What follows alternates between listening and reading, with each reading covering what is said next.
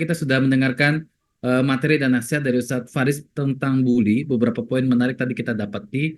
Bismillah, mudah-mudahan ada insight terbaru, insight lain, dan point of view yang sedikit berbeda dari Ustadz Izzuddin. Mudah-mudahan berkenan untuk sharing ke kita Ustadz tentang bagaimana Nabi menghadapi pembuli begitu ya. Tafadhol Mas Quran Ustadz.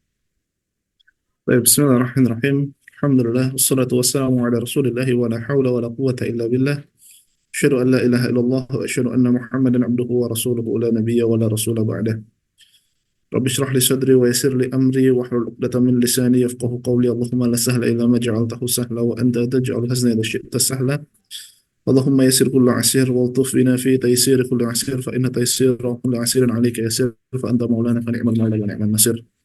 Yang saya hormati Ustadz Faris, Ustadz Wendri, dan Ayah Irwan. Semoga Allah Subhanahu wa Ta'ala jaga para guru-guru kita semua ya, karena sekali lagi memang eh, kehebatan di antara para guru itu adalah selain daripada ilmu yang bisa kita serap, itu adalah keberkahan saat kita itu menghormatinya. Itu yang poin terpenting yang seringkali kita luput, sehingga itulah yang membedakan antara guru sama Google itu ya di situ gitu. Kalau Google itu bisa ngajarin tapi berkahnya nggak dapat di situ. Tapi kalau guru tentu bisa kita dapatkan ilmunya sekaligus juga keberkahan dari apa yang beliau perjuangkan selama ini untuk bisa mendapatkan ilmu dan bisa disebarkan kepada kepada kita semua. Baik, teman-teman rahmati Allah Subhanahu wa taala, ini karena tentu waktunya sangat singkat ya, saya tidak akan berlama-lama untuk bisa mendiskusikan bareng teman-teman berkaitan dengan bully. Pertama,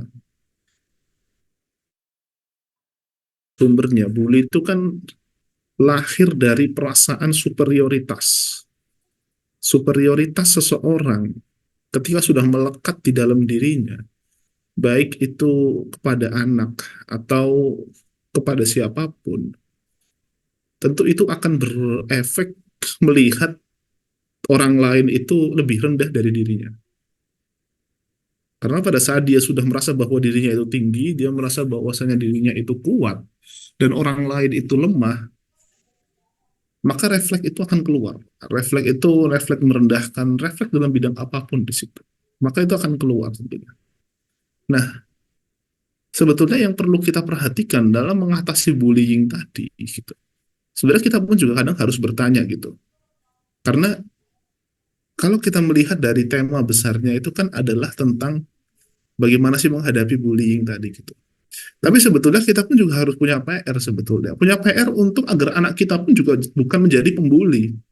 Karena kita seringkali bersifat defensif, merasa bahwasanya anak kita itu adalah korban bully, tapi tidak sadar kalau di antara kita pun juga anaknya itu yang jadi pelaku bully gitu. Nah, ini menjadi problematis juga di situ. Itu pun perlu dijadikan sebagai catatan bagi kita semua agar bukan memandang bahwa diri kita selalu menjadi korban saja, tapi bisa jadi diri kita pun juga menjadi pelaku dan kita nggak sadar kalau ternyata diri kita dan anak kita itu adalah pelaku daripada bully. Nah, maka dari itu kita perlu menghancurkan yang namanya pemikiran superioritas seperti tadi.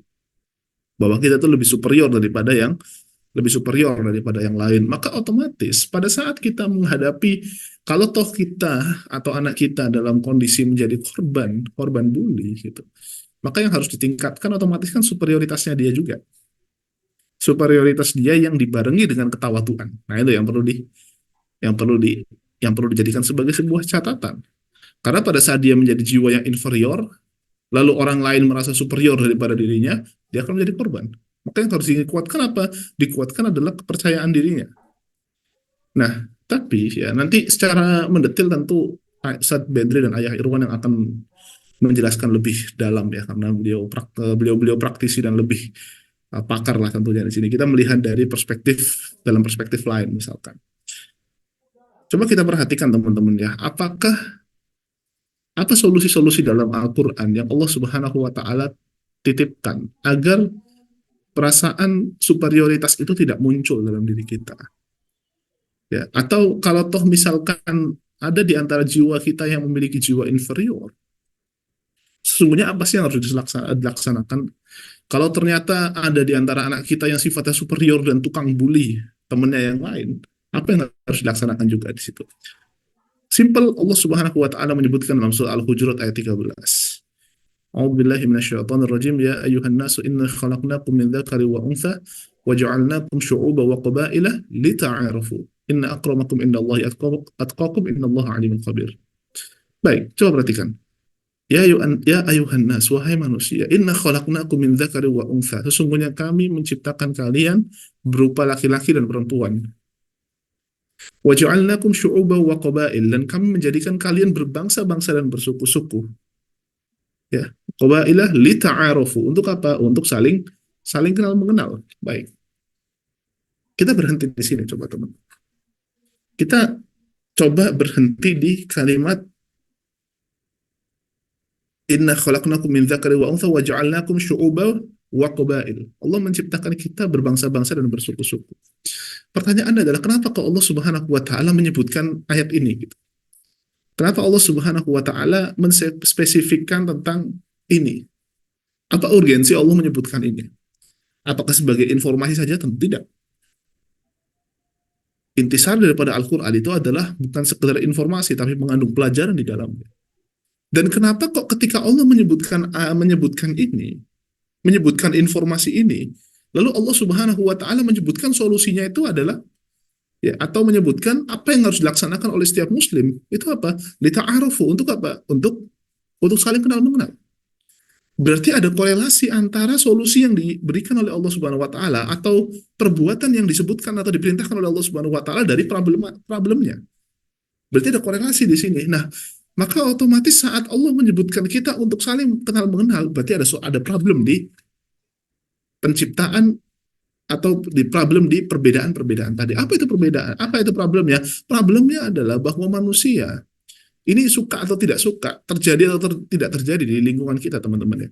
Bahwa manusia itu cenderung melihat dengan sudut pandang yang berbeda atau sudut pandang yang aneh ketika melihat sesuatu yang berbeda. Ketika melihat sesuatu yang berbeda, tidak biasa di lingkungannya, dia pasti akan melihat, kok ada orang kayak gini sih? Nah gitu. Perasaan lingkunganku gini semua, masalah lingkunganku ini orang Indonesia semua, kok tiba-tiba ada orang Arab gitu. Saya merasakan sendiri bagaimana di kampung itu perasa banget gitu ya. Biasanya orang Arab itu kan memang agak sedikit berbeda dibandingkan dengan yang lain. Dari wajahnya gitu, dari apa namanya, ya hidungnya dianggap lebih apa namanya, dianggap lebih mancung lah gitu kan. Biasanya kan ejekan-ejekan itu sering kali keluar bagi beberapa orang. Karena apa? Karena orang itu tidak bisa melihat sesuatu yang berbeda. Dia tuh gemes pingin komentari ketika ada yang berbeda. Kok ada sih orang yang kayak gini gitu? Kayaknya beda nih sama kita-kita gitu. Kok ada sih yang matanya sipit? Kok ada sih yang hidungnya kayak gini? Kok ada sih yang hitam banget gitu. Nah, di sana. Nah, maka orang cenderung akan memberikan respon terhadap hal tersebut gitu. Ketika melihat sebuah perbedaan, makanya Allah Subhanahu wa taala memberikan solusi ya, agar melihat sesuatu yang berbeda tadi. Ketika melihat sesuatu yang berbeda tadi, apalagi merasa bahwa dirinya tuh ini beda banget nih. Tentu ada superioritas bahwa kita itu adalah adalah orang yang ibaratnya yang tinggi lah di antara kita semua di situ kan ya. Karena yang berbeda kan pasti dianggap lebih rendah di situ. Maka kuncinya apa? Yang Allah Subhanahu wa taala lita'arufu, untuk saling kenal mengenal. Nah, maka bisa jadi gitu ya. Bisa jadi ya orang-orang yang antara orang yang membuli dan yang dibully di situ itu bisa jadi tidak ada fasilitator gitu, tidak ada fasilitator untuk saling kenal mengenal. Akibatnya apa? Melihat ada satu yang kelihatan lemah atau kelihatan kuat, yang kuat itu terus membuli yang lemah, dan orang tua atau para guru tidak menjadikan atau tidak menjadi fasilitator untuk bisa saling kenal mengenal antara keduanya di situ. Biasanya nanti jadi dekat ketika nanti sudah kerjaan di situ. Wah, lu yang dulu itu bully gua gitu kan ya. Wah, inget nggak ya waktu dulu kecil gini. Wah, semacam dan lain sebagainya di situ. Ketika sudah dewasa baru dia mulai berpikir. Nah, gitu. Nah, maka otomatis dari sini perintah li ta'arufu tadi, perintah untuk kita saling kenal mengenal itu bukan sekedar kesadaran untuk saling kenal mengenal saja, karena bagi anak kecil kan susah sekali ketika memiliki kesadaran untuk kenal mengenal, apalagi sudah mengenal superioritas dan inferioritas di situ. Maka perlu hadirnya sosok-sosok yang bisa memfasilitasi agar di antara dua anak tadi itu bisa apa? Tidak terjadi bullying di sana gitu ya. Tidak terjadi bullying di sana. Makanya itu perlu adanya ada fasilitator. Nanti untuk solusi-solusi yang lebih apa namanya, lebih spesifik lagi, tentu nanti insya Allah kita akan sama-sama belajar di situ. Baik, teman-teman dirahmati Allah Subhanahu wa taala. Lalu apalagi solusi-solusi dari syariat? Ya, solusi-solusi dari syariat itu apa lagi? kalau kita berkaca ya, dua ayat sebelum Al-Hujurat ayat 13, yaitu ayat 11. Ayat 11 di situ Allah Subhanahu wa taala spesifik memberikan ancaman atau memberikan larangan kepada orang-orang yang senantiasa atau seringkali memanggil dengan panggilan-panggilan yang buruk. Kata Allah Subhanahu wa taala, "Ya ayyuhalladzina amanu la yaskhar qaumun min qaumin asa ay yakunu khairan minhum wa la nisa'un min nisa'in asa ay yakunna khairan minhunna." Wahai orang-orang yang beriman, janganlah suatu kaum mengolok-olok atau menghinakan kaum yang lain. Karena boleh jadi mereka yang diolok-olok itu lebih baik dari mereka yang menghina. Dan jangan pula wanita-wanita menghina wanita-wanita yang lain. Karena boleh jadi wanita-wanita yang dihina tadi itu lebih baik daripada wanita-wanita yang menghina. Lalu Allah Subhanahu wa taala menyebutkan wala talmizu anfusakum wala tanabazu bil alqab. Dan janganlah kamu mencela dirimu sendiri dan janganlah kamu memanggil dengan gelar-gelar yang buruk. Jadi jangan menggunakan bahasa-bahasa ejekan. Jangan menggunakan bahasa-bahasa ejekan. Ada panggilan-panggilan buruk di situ, apa namanya, oh hidung lu gitu kan ya. Nah itu kan ya, atau misalkan sipit lu misalkan seperti itu ya, menggunakan kata-kata yang buruk seperti tadi. Bi'salismul fusuqu ba'dal iman wa man lam yatub fa ulaika humudz zalimun. Seburuk-buruk panggilan ialah panggilan yang buruk sesudah iman, dan barang siapa yang tidak bertaubat maka neraka itulah maka mereka itulah orang-orang yang lalim. Baik. Teman-teman dirahmati Allah Subhanahu wa taala, ini memiliki latar belakang ya ayat ini ya. Latar belakang daripada ayat ini itu ada seseorang dari Abu Jubairah. Ya ini hadis riwayat Tirmidzi. Dalam At-Tirmidzi menyebutkan bahwasanya ada seseorang laki-laki itu yang memiliki dua atau tiga nama. Jadi punya dua atau tiga panggilan di situ. Ya mungkin karena dia sering kali kenalannya itu banyak, mungkin keunikan di dalam dirinya itu banyak, itu akhirnya dia itu punya dua tiga panggilan di situ. Nah, lalu dia itu dipanggil dengan salah satu panggilan yang dia itu nggak suka. Jadi ada nama ejekan dia. Di antara dua atau tiga panggilan tadi itu ada satu panggilan yang dia itu nggak suka. Mungkin ada yang suka, tapi yang lain tuh nggak suka. Atau dia itu nggak suka dengan salah satu panggilan tadi. Maka ketika dia dipanggil dengan nama tersebut itu marah. Dan itu dia mengadu kepada Rasulullah SAW, lalu turunlah ayat ini.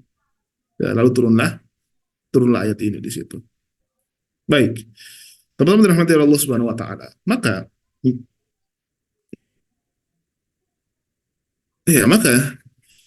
dari sini artinya kita bisa lihat ya bagaimana tegasnya syariat itu, tegasnya Allah Subhanahu wa taala itu merespon terhadap hal-hal yang seperti ini.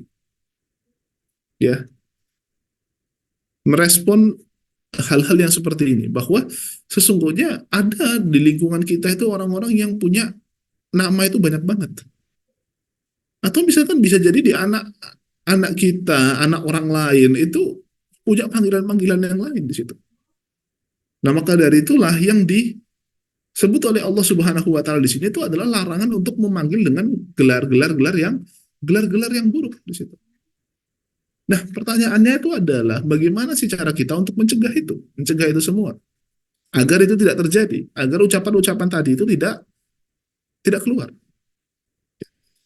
agar ucapan-ucapan itu tadi tidak keluar gitu teman-teman ya, atau minimal bisa menangkis lah ya, bisa minimal bisa menangkis yang seperti panggilan-panggilan seperti itu ya. Pertama adalah kalau toh misalkan kita itu ibaratnya atau mencegah lah agar anak kita itu tidak menjadi pelaku daripada bullying tadi atau pelaku daripada yang mengucapkan kata-kata kotor tadi, maka itu harus dimulai memang dari bapaknya, dimulai dari ibunya.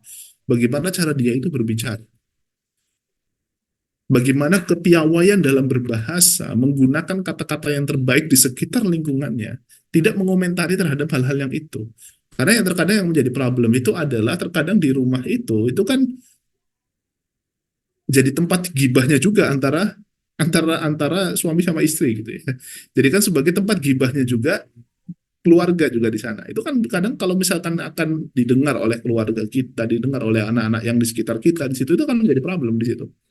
Maka dari itu otomatis di antara penguatan keluarga itu menjadi poin yang sangat penting. Mulai dari beberapa kata-kata yang tidak boleh diucapkan di keluarga itu seperti ini gitu ya. Ada kata-kata yang memang harus betul-betul bisa terjaga agar timbul rasa risih gitu ya. Karena timbul rasa risih ketika mendengar sesuatu yang buruk tadi. Agar ada eh, pencegah dalam jiwa kita untuk mencegah agar orang lain itu tidak dikomentari gitu. Karena ketika kita sering kali mengomentari orang lain, maka orang-orang di sekitar kita pasti akan mengikuti hal tersebut, apalagi anak-anak kecil cenderung akan mengomentari orang lain di sana. Ya budayanya ablak itu biasanya adalah beberapa orang yang seperti itu gitu kan ya, tapi ya jangan kejam-kejam gitu kan, itu kan jadi problem di situ. Karena terlalu terbiasa dengan tidak bisa menahan diri dengan ucapan-ucapan tadi gitu. Karena merasa bahwasanya ya gue dari dulu kayak gini, diajarin orang tua gue kayak nggak bisa gitu.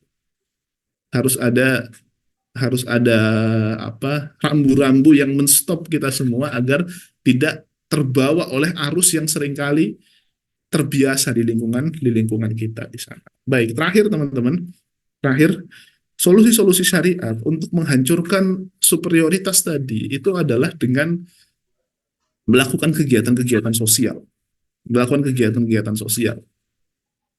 Coba teman-teman perhatikan teman-teman.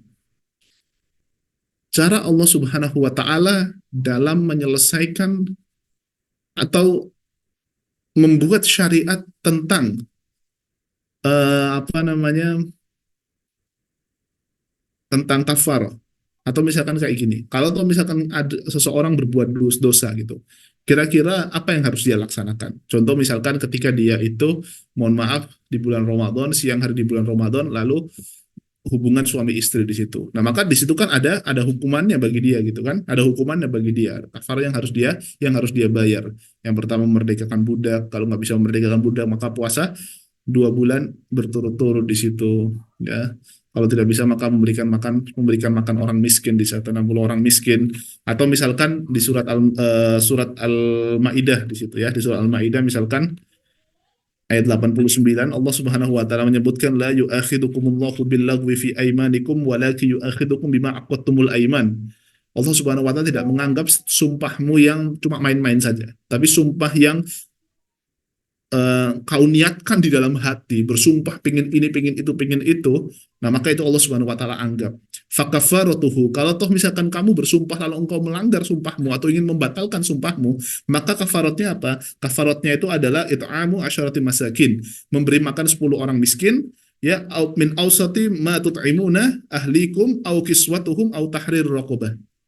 Atau kalau enggak memberi 10 makan orang miskin, memberikan pakaian 10 orang orang miskin, atau juga bisa memerdekakan budak.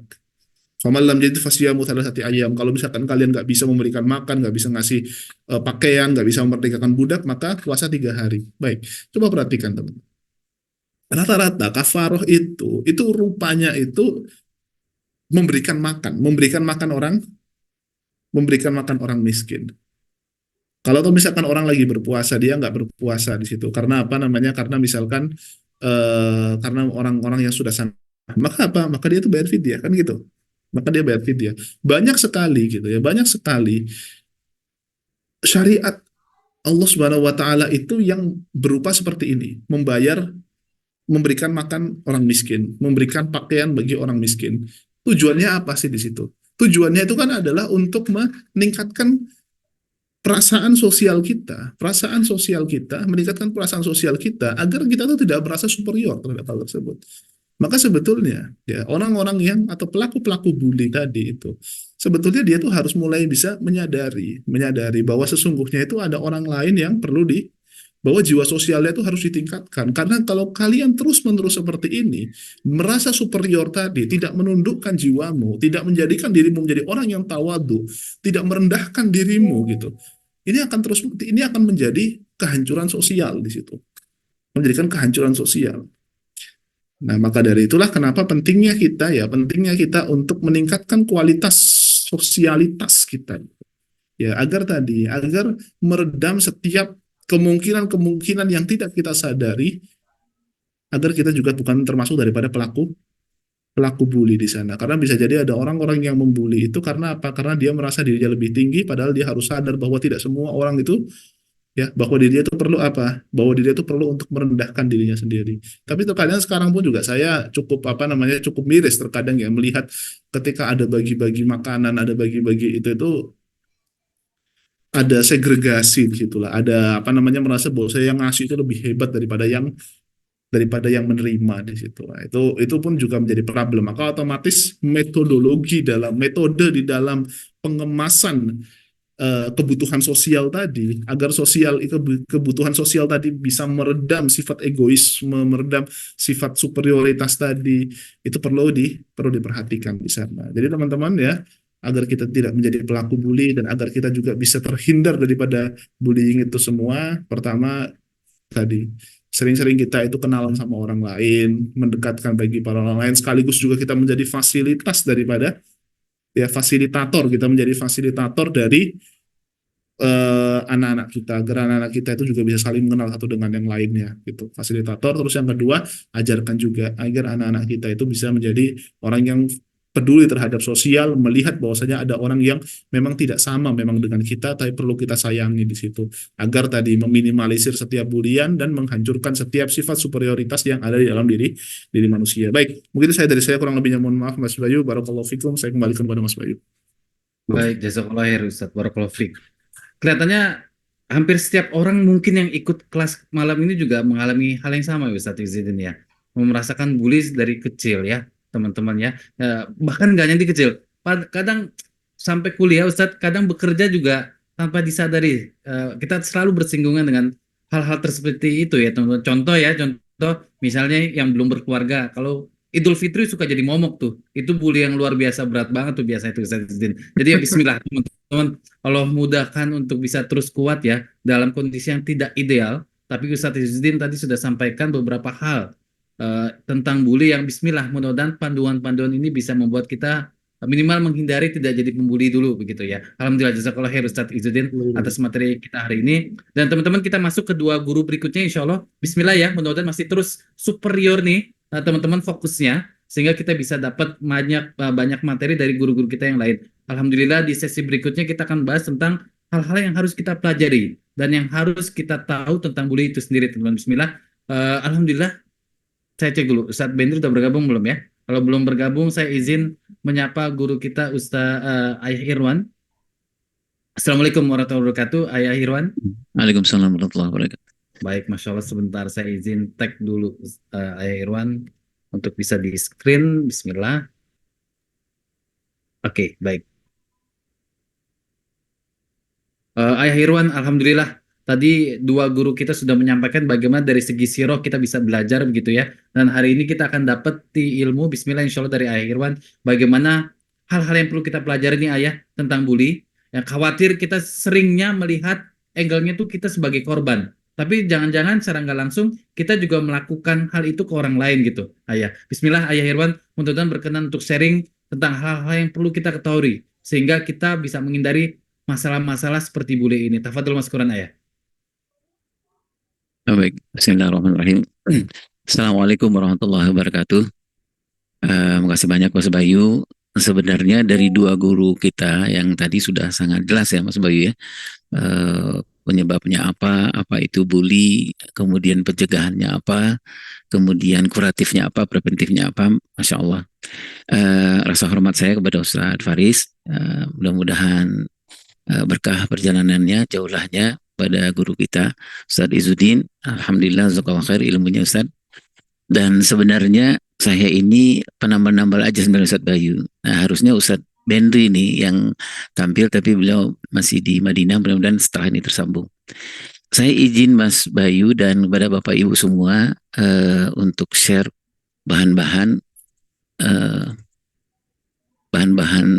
sangat sederhana sekali sebenarnya, dan saya yakin Bapak Ibu sudah sering melakukannya dan sudah memahaminya. Ini bahan untuk diskusi saja sebenarnya. Mana dia ya? Sebentar. Ya.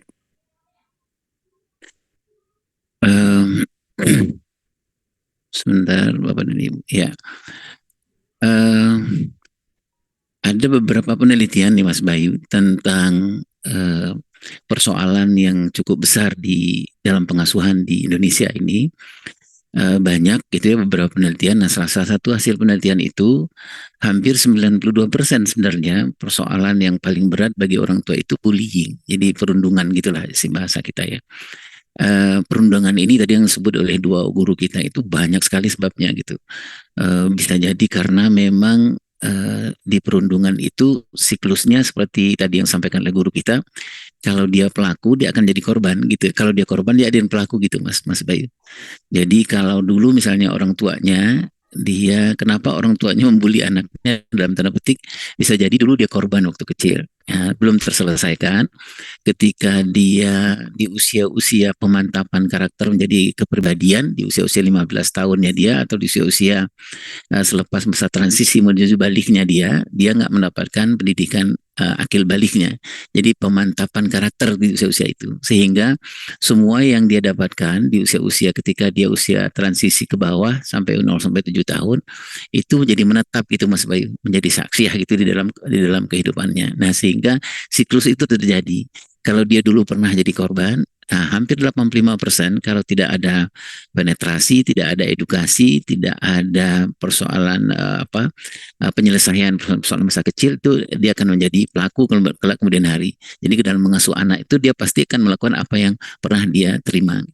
Nah, itulah sebabnya penting banget sebenarnya eh, sebuah kajian pranikah gitu Mas Bayu. Dan ini pranikah itu adalah salah satu usaha sebenarnya untuk menyelesaikan persoalan-persoalan bawaan gitu ya, bawaan kekerasan atau bawaan pola pengasuhan yang kita bawa sejak dari kecil. Bapak Ibu yang mulia Allah Ta'ala, perundungan itu tadi sudah disebutkan oleh guru-guru kita. Kalau saya menerjemahkan sederhananya adalah ini pola gitu Bapak Ibu ya. Kalau pola itu kan bentuk ya, form gitu ya, bentuk. Jadi kalau bentuk itu kan sudah berulang-ulang gitu Mas Bayu ya, sudah berulang-ulang dan sudah jelas gitu. Jadi kalau Bapak dan Ibu mendapati anaknya mukul temannya baru sekali itu tidak pola gitu teman. Jadi jangan tiba-tiba kita bilang perundungan. Jadi kalau misalnya anak transisi gitu, anak transisi, anak akhir, anak menjelang balik itu dia berantem misalnya, jangan disebut dia perundungan. Itu adalah bahagian dari pendidikan akhir dia sebenarnya. Nggak apa-apa gitu dia kalau ada anak kita yang misalnya dia berantem gitu, Bapak dan Ibu adalah proses sebenarnya adalah pematangan psikologis dia sebenarnya. Jadi jangan dianggap langsung menjadi bully gitu atau perundungan. Nah, kalau perundungan itu memang pola. Pola itu bentuk ya yang sudah sifatnya itu form ya sudah misalnya kalau kalau kita menjahit atau bikin baju itu sudah ada polanya gitu. Nah, itu adalah bagian dari definisi perundungan itu. Yang kedua perilaku. Nah, perilaku itu tindakan Mas Bayu, tindakan yang berulang-ulang pasti yang diyakini, nah gitu diyakini kalau perilaku perundungan itu adalah tindakan yang diyakini oleh orang yang melakukan perundungan itu dengan basic nilai yang dia punya. Nah, nanti kita akan diskusikan soal nilai yang dia punya ini. Misalnya gini, ada anak yang menyelesaikan semua persoalan itu dengan kekerasan. Nah, kenapa dia melakukan kekerasan? Kenapa perilaku dia kekerasan? Karena dia yakin betul value yang dia dapatkan di keluarganya itu adalah selesaikan semua pekerjaan itu dengan kekerasan. Dari mana dia dapat? Satu, dari model bapaknya. Mungkin gitu Bapak Ibu ya. Model dari ibunya. Atau mungkin banyak hal yang dia tiru, yang dia contoh gitu. Seperti misalnya anak-anak kita yang masa-masa kecil gitu tanpa kita kendalikan dia nonton film-film kartun misalnya itu Mas Bayu, itu adalah salah satu bentuk secara tidak sengaja atau tidak sadar kita memasukkan value sebenarnya ke anak kita. Dengan value itulah itu dia akan melakukan yang tadi saya sebut, dia akan merubah jadi perilaku. Jadi semuanya itu diselesaikan kekerasan. Ada bapak-bapak yang menyelesaikan persoalan itu dengan kekerasan secara verbal. Jadi Ustaz Faris menyebutkan menyelesaikan persoalan rumah tangganya dengan verbal gitu. Nah, begitulah nilai yang dia dapatkan. Nah, Bapak Ibu yang berkata SWT, oleh sebab itu makanya perundungan itu kalau dari saya menyebutnya 3 gitu. Kalau kita bisa menyebut itu perundungan. 1, itu disengaja. Nah, tadi muncul sebagai pola gitu Mas Bayu ya. Jadi memang kalau pola itu udah sengaja gitu Mas Bayu, sudah berulang-ulang sifatnya gitu. Kemudian tadi contohnya Ustadz Faris tentang Nabi Yusuf gitu, itu ada polanya gitu ya, polanya gitu. Seperti misalnya bagaimana verbalnya saudara-saudaranya Nabi Yusuf membuli dia, merundung dia, kemudian berulang-ulang. Nah ini Bapak dan Ibu, kalau kita ngelihat anak kita, kejadian dengan anak kita mungkin ada masalah dengan teman-temannya, sesuai dengan tahap perkembangannya, kalau sekali itu Bapak Ibu ya, jangan langsung dihakimi sebagai sebuah perundungan gitu ya. Bisa jadi itu adalah takdirnya Allah untuk mendewasakan anak kita secara psikologis sebenarnya. Takdirnya Allah untuk mempertemukan anak kita dengan persoalan kekecewaan, persoalan penolakan, persoalan banyak hal gitu. Tapi itu adalah, kalau saya menyebutnya itu mungkin adalah proses pendewasaan anak-anak kita. Nah, yang ketiga, perundungan itu tadi Ustadz Faris mencontohkan soal kelebihan. Nah, perundungan itu memang terjadi Bapak dan Ibu adalah persoalan perbedaan. Ada yang merasa lebih kuat, ada yang merasa lebih pintar gitu Mas Bayu ya. Ada yang merasa seperti di Lebaran itu ya, atau ada yang merasa lebih gitu. Makanya dia keluar apakah kata-kata gitu dari senior ke junior gitu. Itu perundungan. Jadi kalau itu kalau perundungan itu sering terjadi karena memang perbedaan dari kuat menjadi kepada yang lemah, kemudian yang lemah itu juga kepada yang lebih lemah lagi gitu Mas Bayu. Makanya itu menjadi siklus sebenarnya perundungan. Kenapa perundungan ini menjadi sesuatu yang sangat serius? Karena dia siklus, dia nggak akan berhenti gitu. Kalau yang tadi saya sebutkan itu. Nah, teman-teman yang mulia Allah SWT, Bapak dan Ibu, perundungan itu tadi sudah dicontohkan oleh Ustadz Faris, Ustadz Izzuddin, ada banyak hal. Nah, sekarang ini yang paling banyak itu perundungan yang kita dapati itu 5 inilah yang kita ngelihat. Nah, sebenarnya tadi saya setuju dengan Ustadz Faris, banyak perundungan itu dari non fisik sebenarnya Mas Bayu, itu dari bahasa tubuh kita sebenarnya gitu ya. Banyak persoalan pertikaian, perselisihan suami dan istri itu bukan dari verbal gitu, tapi dari bahasa tubuh sebenarnya. Ya, seperti misalnya melecehkan gitu Mas Bayu ya, disiapkan teh manis oleh istrinya, tetapi bahasa tubuhnya tidak mengapresiasi atau malah mengatakan sesuatu, atau bahasa tubuhnya itu memang dalam tanda petik tidak mengapresiasi gitu. Nah itu adalah perundungan yang paling banyak terjadi. Di sekolahan antara guru dengan murid misalnya, itu juga bahasa yang paling banyak itu yang terjadi perundungan disebabkan oleh perundungan non fisik, itu verbal dan non fisik, seperti mimik muka tadi dicontohkan oleh Ustadz Faris ya, mimik muka. Ustadz Izzuddin juga mencontohkan lirikan. Kemudian tadi Muawiyah tadi dicontohkan bagaimana orang melihat dia gitu, bahkan tadi diceritakan bahwa itu adalah sangat menyakitkan gitu. Nah, kadang-kadang kita nggak sadar gitu. Kenapa kita nggak sadar perundungan secara non fisik itu tadi yang saya sebut itu Ustadz Faris, Ustadz Bayu, Mas Bayu. Karena itu sudah kita bawa sejak dari kecil, gitu ya. Kita bawa kecil. Jadi misalnya dari kecil, contohnya gini, saya Mas Bayu, saya itu dari kecil mencontoh misalnya dalam tanda petik, kalau kita nggak suka dengan orang itu, gitu ya, itu saya ngelengos gitu Mas Bayu, gitu ya. Nah itu nggak terjadi penetrasi, nggak terjadi apa ya, proses parenting, tidak ada reparentingnya, itu nanti saya akan membeli orang dengan cara seperti itu, Mas Bayu. Itu yang tadi saya sebutkan itu banyak sekali terjadi. Nah kemudian fisik. Nah kalau fisik ini sudah seringlah terjadi. Kita sangat banyak melihat perundungan secara fisik. Yang ketiga itu perlindungan sosial. Nah ini kita banyak contoh juga ya dari Sewa Siroh. Kita banyak contoh bagaimana membeda-bedakan orang, mengucilkan orang. Dulu kalau Mas Bayu mengalaminya di sekolah waktu dia kecil itu ada perundungan sosial. Jadi yang pinter itu duduknya di depan gitu ya, guru-guru selalu senyumnya kepada yang paling depan. Nah di belakang itu warga negara nomor 63 gitu loh Mas Bayu ya. Jadi ditanya pun enggak gitu kan. Guru tuh kadang kalau perjalanannya sampai ke ada dalam kelas itu kadang-kadang hanya sampai di tengah gitu Mas Bayu. Kita yang duduk di belakang itu enggak, cuma dapat dadah-dadah doang gitu Mas Bayu. Itu bagian dari perundungan sebenarnya, karena itu dilakukan berkali-kali. Nah, yang paling banyak juga sekarang itu adalah perundungan cyber. Ini sudah kita sama-sama tahu lah Bapak Ibu ya. Guru saya sudah kelihatan wajah beliau agak berbeda wajah di Madinah sekarang. Ya, nanti habis ini saya cepat saja nanti beliau. Nah perundungan itu dua yang harus kita bicarakan. Satu, perundungnya gitu Mas Bayu ya, pelakunya, dan kemudian adalah yang dirundung. Sebenarnya ini harusnya dibalik Mas Bayu. Harusnya kenapa? Karena ini siklusnya berputar terus nih Mas, gitu ya. Kalau dia korban, dia jadi pelaku nih Mas, gitu ya. Kalau dia pelaku dengan korban, dia siklus berputar terus gitu. Nah Em, sudah barang tentu teman-teman Bapak Ibu yang dimuliakan Allah Subhanahu wa taala, ada beberapa hal nanti yang kita akan bicarakan khusus bagaimana kita menemani perundung dan diterundung. Mengapa orang tua khawatir dengan perundungan ini? Nah, sudah kita dengar tadi dari guru-guru kita yang berdua, dampaknya jangka panjang. Nabi Yusuf sudah kita dengar ya Mas Bayu ya, itu sampai tua loh. Sampai tua beliau masih masih belum bisa melupakan gitu. Apalagi kita gitu, apalagi kita gitu ya. Nah, jadi memang rumusnya gini Mas Bayu. Rumus sederhananya itu 3, 18, 26, 29 gitu loh Mas Bayu. Itu rumusnya, maksudnya 3 itu mewakili anak masa usia dini nih Mas gitu.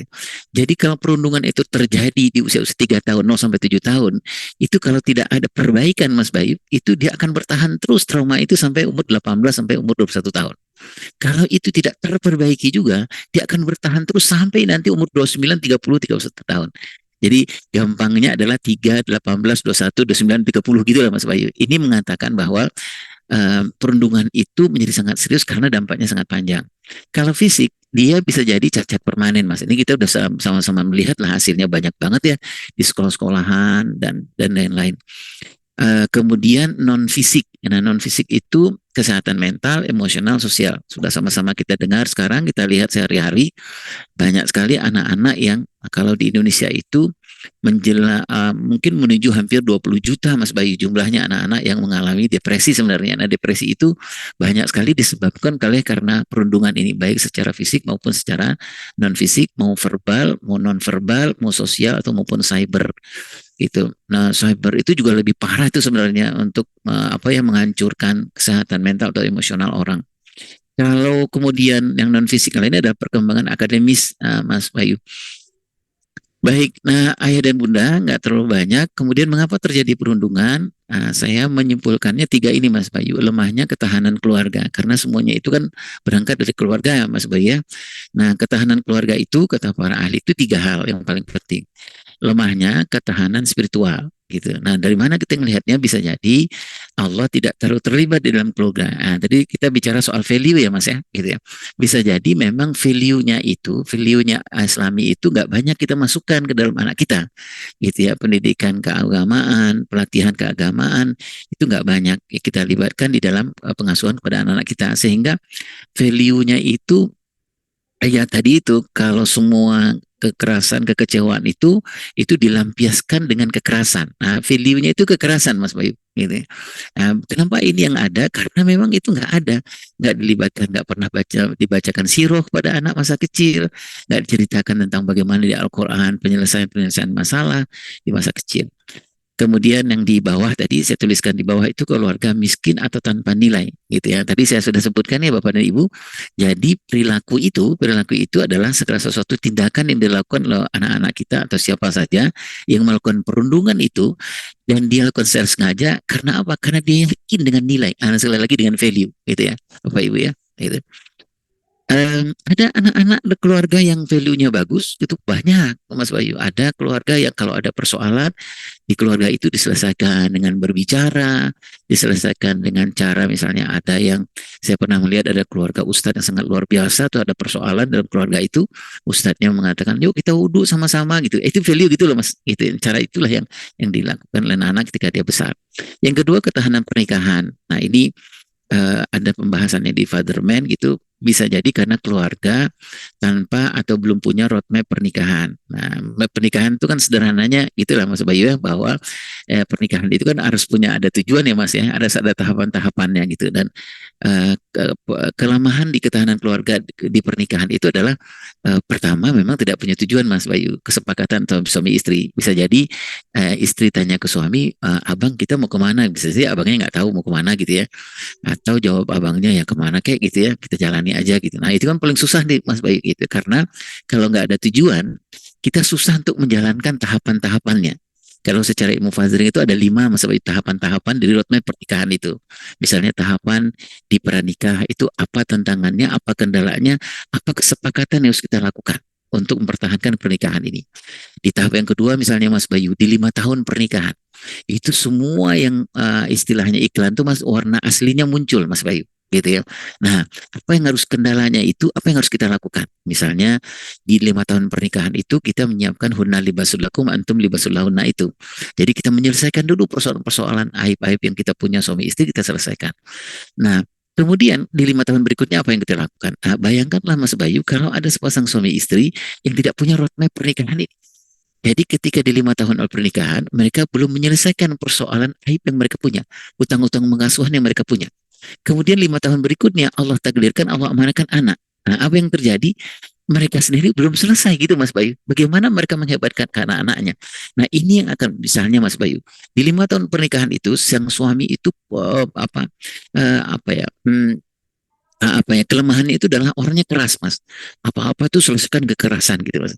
Dan ini belum selesaikan di 5 tahun awal pernikahan. Kemudian anak diamanahkan gitu. Saya dalam pengalaman saya selama ini ada ibu atau ayah yang punya kekerasan ini nanti akan di copy paste sama anaknya. Itu value, itu nilai, gitu ya.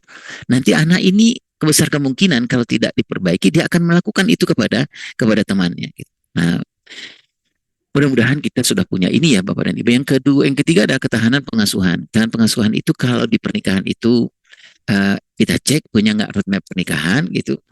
Kemudian kalau di pengasuhan itu punya nggak roadmap pengasuhan? Roadmap pengasuhan itu ya gitulah Mas Bayu. Inna Allah astafa Adam wa Nuhan wa ala Ibrahim wa ala Imran itu. Jadi ngurus anak laki-laki itu tujuannya apa? Gitu loh Mas Bayu. Bisa jadi Mas di umur-umur tertentu anak laki-laki kita itu misalnya di umur 2 tahun, 3 tahun itu proses bermain, proses berkisah itu menjadi sesuatu yang sangat penting dalam hubungan persoalan perundungan ini. Itu Mas Bayu. Jadi penanaman misalnya kenapa Bapak dan Ibu bercerita tentang Rasulullah, bercerita tentang Abu Bakar dengan ayahanda Abu Bakar dan lain-lain kisah yang begitu banyak karena di umur 2 tahun, umur 3 tahun itu memang anak-anak harus dimasukkan banyak betul karena itu adalah waktu simulasi sebenarnya Mas. Jadi ceritakan banyak-banyak disimpan sama dia. Gitu. Nanti di umur 8 tahun ayahnya mempraktekkan apa yang diceritakan itu. Jadi misalnya bagaimana menolong orang, bagaimana kecewa, bagaimana bersabar, bagaimana bersyukur itu nanti dipraktekkan. Nah bayangkan bapak-bapak dan ibu-ibu kalau misalnya kita sudah punya anak 8 tahun di saat dimana kita tidak stimulasi lagi, tapi kita sudah harus simulasi amanah perkembangan ini kita harus meroleplaykan ini kepada anak-anak kita, tapi kita nggak roleplaykan misalnya tidak meroleplaykan tentang ketangguhan, tidak meroleplaykan tentang bersabar gitu ya. Dan itu tidak kita lakukan sampai anak kita umur sekitar umur 14 sampai 15 tahun. Apa yang terjadi? Anak-anak kita ketika umur 15 tahun, ketika dia mengalami perundungan, dia nggak tahu apa yang dilakukan. Gitu, karena nggak ada proses simulasi. Gitu ya. Kalau anak kita berada dalam keadaan yang tadi Ustadz Izzuddin menyebutkan berkelebihan, badannya besar, kemudian dia nggak tahu bagaimana cara menghormati orang yang lemah gitu. Kenapa? Karena nggak ada proses simulasinya. Itu di roadmap pengasuhan adanya. Baik, teman-teman yang mulia Allah Subhanahu wa taala, ayah dan bunda. Nah, apa tugas ayah dan bunda? Karena amanahnya dari Mas Bayu, tugas ayah bunda dan pihak ketiga. Saya menyebutkan pihak ketiga ini Bapak dan Ibu karena memang berbicara soal perundungan ini nggak bisa ini melepaskan dari pihak yang ketiga gitu karena anak-anak kita pasti akan berhubungan dengan pihak yang ketiga ini. Bisa sekolah nih teman-teman, bisa sekolah, ayah dan bunda bisa jadi adalah komunitas, bisa jadi rumah ibadah di tempat rumah ibadah. Gitu. Banyak sekali terjadi perundungan itu di tempat rumah ibadah di masjid misalnya. Nah ada 3 yang saya catat Bapak dan Ibu nanti tolong ditambahkan kalau ini kurang. Yang pertama memperbaiki diri. Jadi memang harus dari dalam dulu gitu ya. Dari inside out dulu gitu. Dari siapa? Dari orang tua dan dari pihak yang ketiga. Nah, apa yang harus diperbaiki? Yang 3 tadi itu, penyebab yang 3 tadi itu memperbaiki spiritualnya, memperbaiki rumah tangga, pernikahan, gitu karena pernikahan ini etalase dari pengasuhan nih Mas, gitu. Nah, kemudian pengasuhan. Yang kedua adalah mencegah selagi bisa, membentuk jati diri anak. Nanti kita akan bicara Bapak dan Ibu, ada namanya self image. Self image itu adalah citra diri anak. Nah, itu biasanya 0 sampai 7 tahun, Mas. 0 sampai 7 tahun itu sebenarnya seperti kita mengatakan pada anak kita, ya Allah hebat banget anak ayah, ya Allah apa gitu. Itu adalah self image sebenarnya.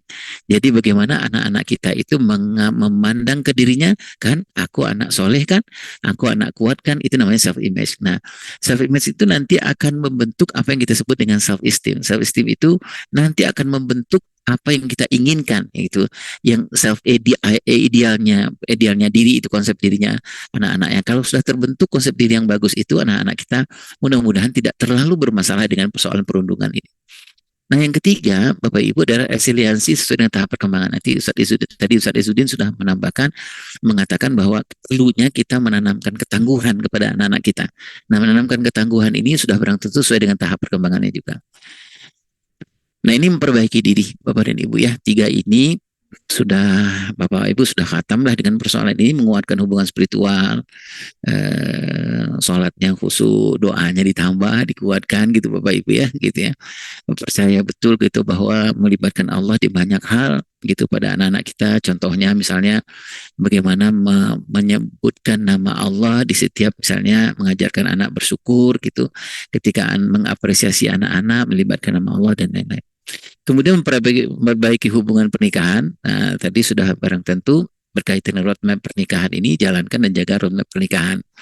Nah, Bapak dan Ibu, kenapa saya menekankan roadmap pernikahan? Karena memang banyak sekali kelemahan ketahanan keluarga itu dari sepasang suami istri, sepasang ayah dan ibu yang memang tidak punya roadmap gitu, tidak punya rencana gitu, Mas, mau tujuan mau kemana, apa tahapan-tahapannya itu nggak dilakukan. Karena roadmap pernikahan itu tadi saya sebutkan akan mempengaruhi kepada persoalan pengasuhan. Yang ketiga ini, jalankan pengasuhan yang patut, miliki ilmu tahap perkembangan gitu ya, tadi sudah disampaikan oleh Ustadz Faris, Ustadz Izzuddin, perlunya kita mengenal gitu anak umur 7 tahun apa yang dilakukan.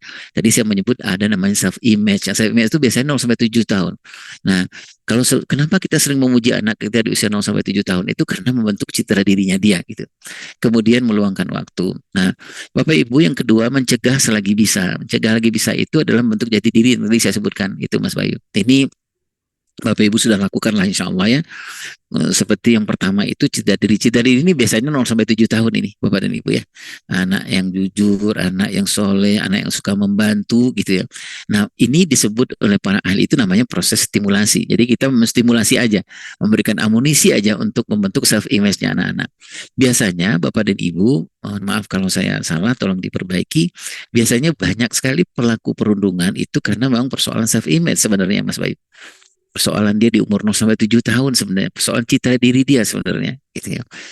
Dan kemudian kalau self image-nya ini, kemudian tahap perkembangan berikutnya adalah membentuk harga diri. Nah, ini sering disebut dengan self esteem itu. Nah, nanti teman-teman yang melakukan SWT dari citra diri, dari self esteem itu akan terbentuklah yang sering kita sebut dengan self concept atau ideal self itu. Nah, kondisi di mana akan melahirkan yang di bawah ini Bapak dan Ibu, sikap dan sifat anak anti bully. Nah, ini sikap dan sifat anak tribuli ini berlaku anak-anak ini. Ini tujuan kita. Kenapa kita menguatkan citra diri anak?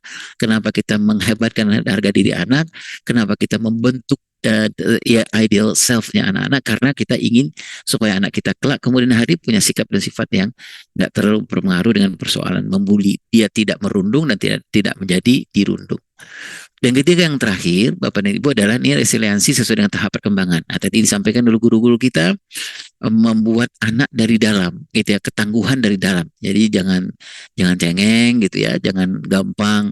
Kalau dia harus bertahan, gitu ya. Nah, ini untuk perundung dulu nih, ketangguhan untuk para perundung ya. Nah, misalnya yang saya 3 hal ini. Yang pertama, caranya adalah memberikan perhatian, jangan hakimi, tapi berikan empati. Jadi bagi anak-anak, khususnya Bapak dan Ibu, atau bagi suami yang suka merundung istri, atau istri yang suka merundung suami, kalau bagi perundung, yang pertama itu jangan dihakimi, karena memang berat itu Mas. Misalnya saya ngalamin nih Mas Bayu, misalnya melakukan perundungan terhadap istri gitu ya, yang nggak disadari karena apa? Karena begitulah value yang saya dapat yang belum saya rubah gitu Mas, gitu ya. Misalnya adalah kalau minuman nggak bagus gitu, saya melakukan perundungan, perundungan kepada pasangan. Misalnya apa, melengos gitu Mas ya gitu. Enakan di warteg ya gitu lah Bapak Ibu ya gitu. Nah itu dengan orang-orang yang semacam ini jangan dihakimi. Nah gitu ya, karena apa? Eh, karena bisa jadi penyebabnya Mas Bayu, dia sendiri sebenarnya terkungkung dengan persoalan itu Mas gitu ya, dengan value yang belum berubah itu gitu ya. Jenggot boleh panjang gitu tapi ininya belum selesai gitu loh Mas gitu ya, jilbab boleh lebar tapi ininya belum selesai yang tadi saya sebutkan itu. Yang misalnya suka suka gibahin orang, suka nyinyirin orang gitu ya. Nah, dengan kondisi yang semacam ini jangan dihakimi, tapi memberikan empati. Kenapa memberikan empati?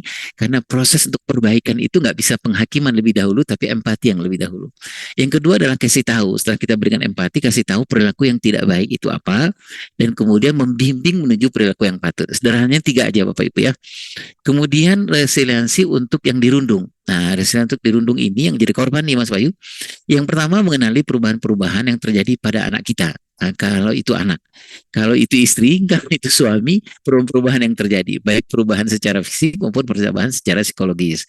Misalnya istri, perubahan psikologisnya apa? Misalnya dia sekarang setiap ada masalah itu sudah sering ngelihat ke jendela sendiri gitu ya, senyum-senyum ke jendela gitu ya, misalnya, atau dialog dengan kucing misalnya Bapak Ibu ya gitu ya. Nah, lihat nih perubahan baik fisik maupun secara psikologis. Atau kemudian tenangkan anak, kalau istri atau suami tenangkan pasangan, tenangkan. Kemudian buat komunikasi yang baik dan asyik. Nah, baik dan asyik ini nanti Ustadz Febri, beliau sangat ahli dengan komunikasi baik dan asyik ini. Komunikasi yang secara syariat benar dan asyik gitu ya. Asyik itu tidak apa ya, bisa diterima lah oleh orang yang dirundung ini. Kemudian bimbing. Kalau perundung itu ada 3, kalau yang dirundung itu ada 4. Nah, Bapak Ibu, ini kita sedikit tentang tahap perkembangan. Nah, kalau bagaimana cara membangun resiliensi terhadap anak usia dini, 3 saja. Pengarahan, kalau dia salah atau tidak tepat gitu Mas Bayu, diarahkan ke yang benar. Nah, gitu ya. Jadi misalnya kalau kucing sama anaknya Bapak Ibu di usia dini itu dilempar, dibanting-banting, jangan suruh bilangin, jangan ngelempar kucing, jangan ngelempar kucing gitu. Nah, yang benernya aja gitu ya. Kucing disayang ya nak, gitu ya, diarahkan saja. Eh, karena gini Mas Bayu, anak usia 0 sampai 7 tahun itu dia akan salah terus Mas. Gitu, dia akan salah terus gitu. Karena dia salah makanya kita adalah pengarahnya gitu ya. Kemudian pembiasaan yang positif. Nah, sering disebut Mas Bayu untuk menanamkan resiliensi di usia dini itu prosesnya simulasi. Simulasi itu yang positif aja, yang biasakan yang positif aja gitu. Kalau ada sesuatu yang kurang dibiasakan pada yang positif. Nah, yang terakhir adalah keteladanan. Nah, gitu. Nanti saya menuliskan di sini usia dini itu ibu meletakkan dasar-dasarnya, nanti dibantu oleh para ayah.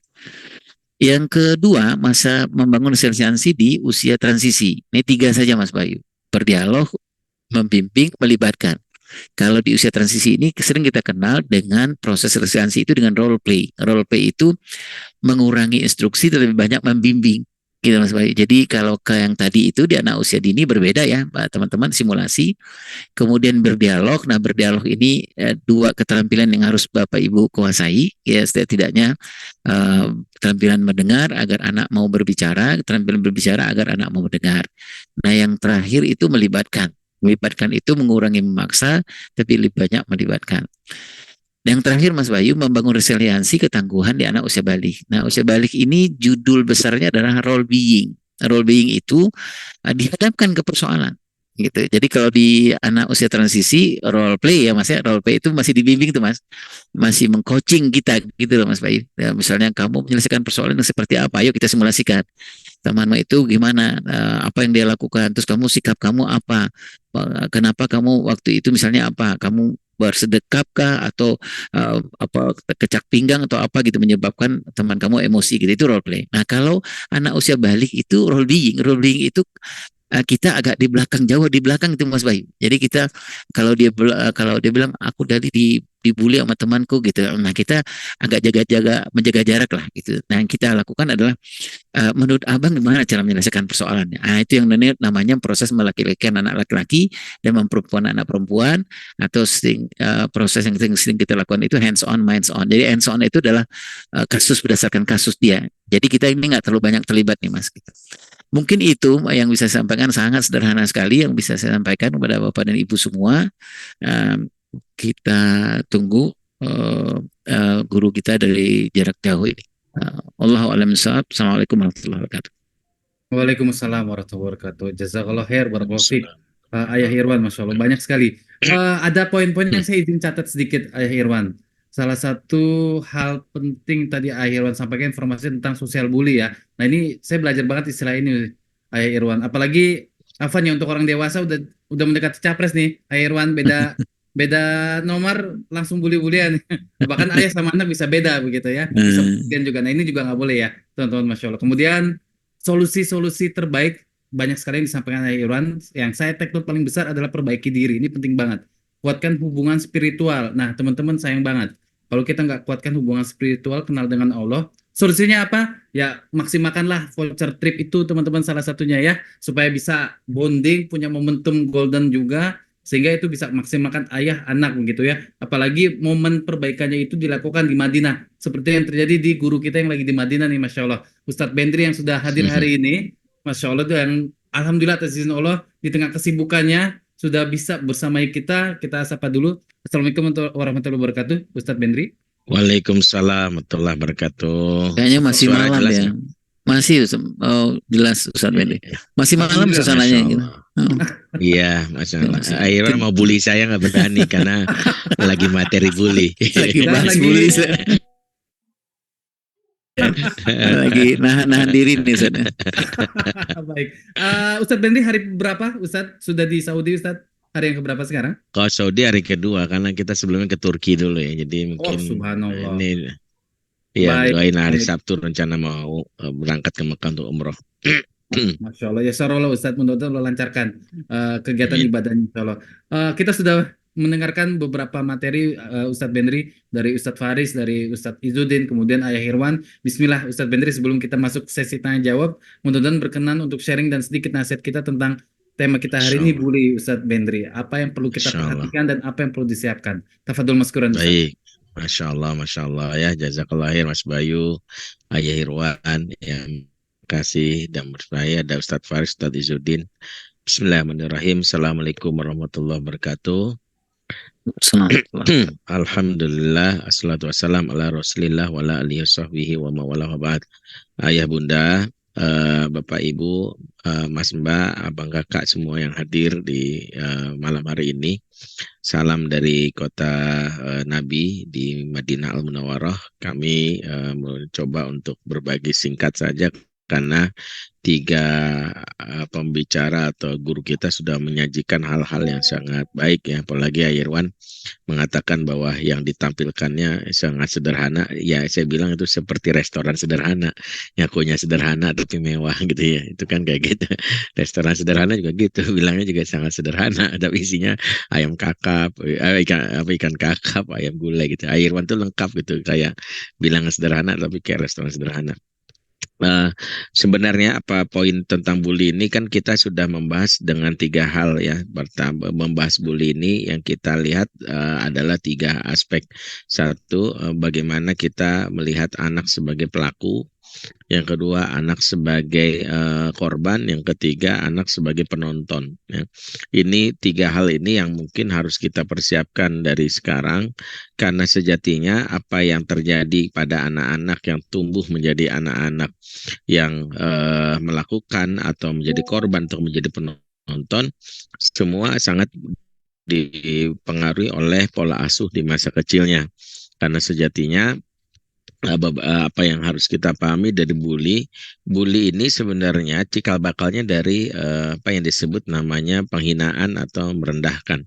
Makanya biang bully pertama itu sebenarnya adalah iblis ya. Iblis itu sebenarnya biang kerok pelaku pembuli pertama, karena awalnya iblis melakukan hal yang di luar nurul, nggak masuk akmal ya kata orang ya, nggak habis fikri gitu ya.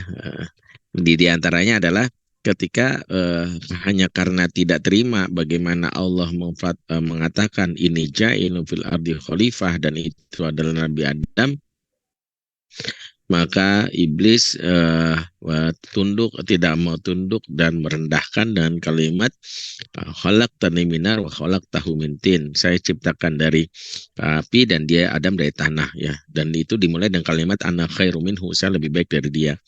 Jadi dasar pertama bahwa bully ini kan proses yang dimulai dari merasa diri lebih baik, sehingga akhirnya terusik ketika hal-hal yang terkait dengan dirinya itu diusik oleh orang, sehingga akhirnya penghinaan muncul sampai akhirnya tindakan yang kita sebut namanya melakukan tindakan yang kita sebut pembulian sampai ujung-ujungnya kriminalitas. Jadi stepnya sangat panjang.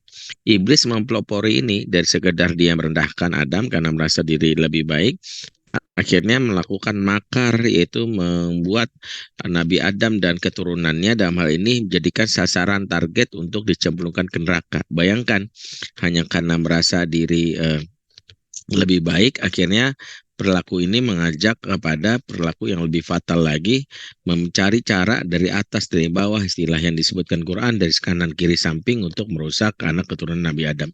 Jadi kalau anak-anak dalam hal ini tidak diantisipasi sejak awal untuk tidak menjadi pembuli, sangat rentan menjadi seorang pelaku kriminal. Jadi pelaku kriminal yang mungkin sampai melakukan tindakan penghabisan nyawa, sampai berkata-kata yang menyakiti orang, sampai mungkin melakukan hal-hal yang di luar akal manusia, diantaranya adalah karena basic pertama adalah perasaan merasa diri lebih baik. Nah, ini menjadi catatan pertama mengapa di antara hal yang kita siapkan dari sisi pelaku agar anak-anak kita jangan jadi sosok yang merasa diri menjadi lebih baik adalah anak-anak yang dalam hal ini dididik untuk selalu menjadi superior dan dia tidak terima ketika ada orang yang lebih baik daripada dia. Makanya ini juga salah satu hal yang mungkin harus kita jaga di anak kita. Jadi persiapan pertama mempersiapkan anak untuk jangan jadi pelaku ya, jangan jadi pelaku. Dan kalaupun dia jadi pelaku, ya sejatinya seperti yang Ayah Irwan sampaikan, libatkan empati kita karena sejatinya Nabi sendiri ketika melihat pelaku kezaliman memakai sebuah isyarat unsur akhoka zolimun au mazluman.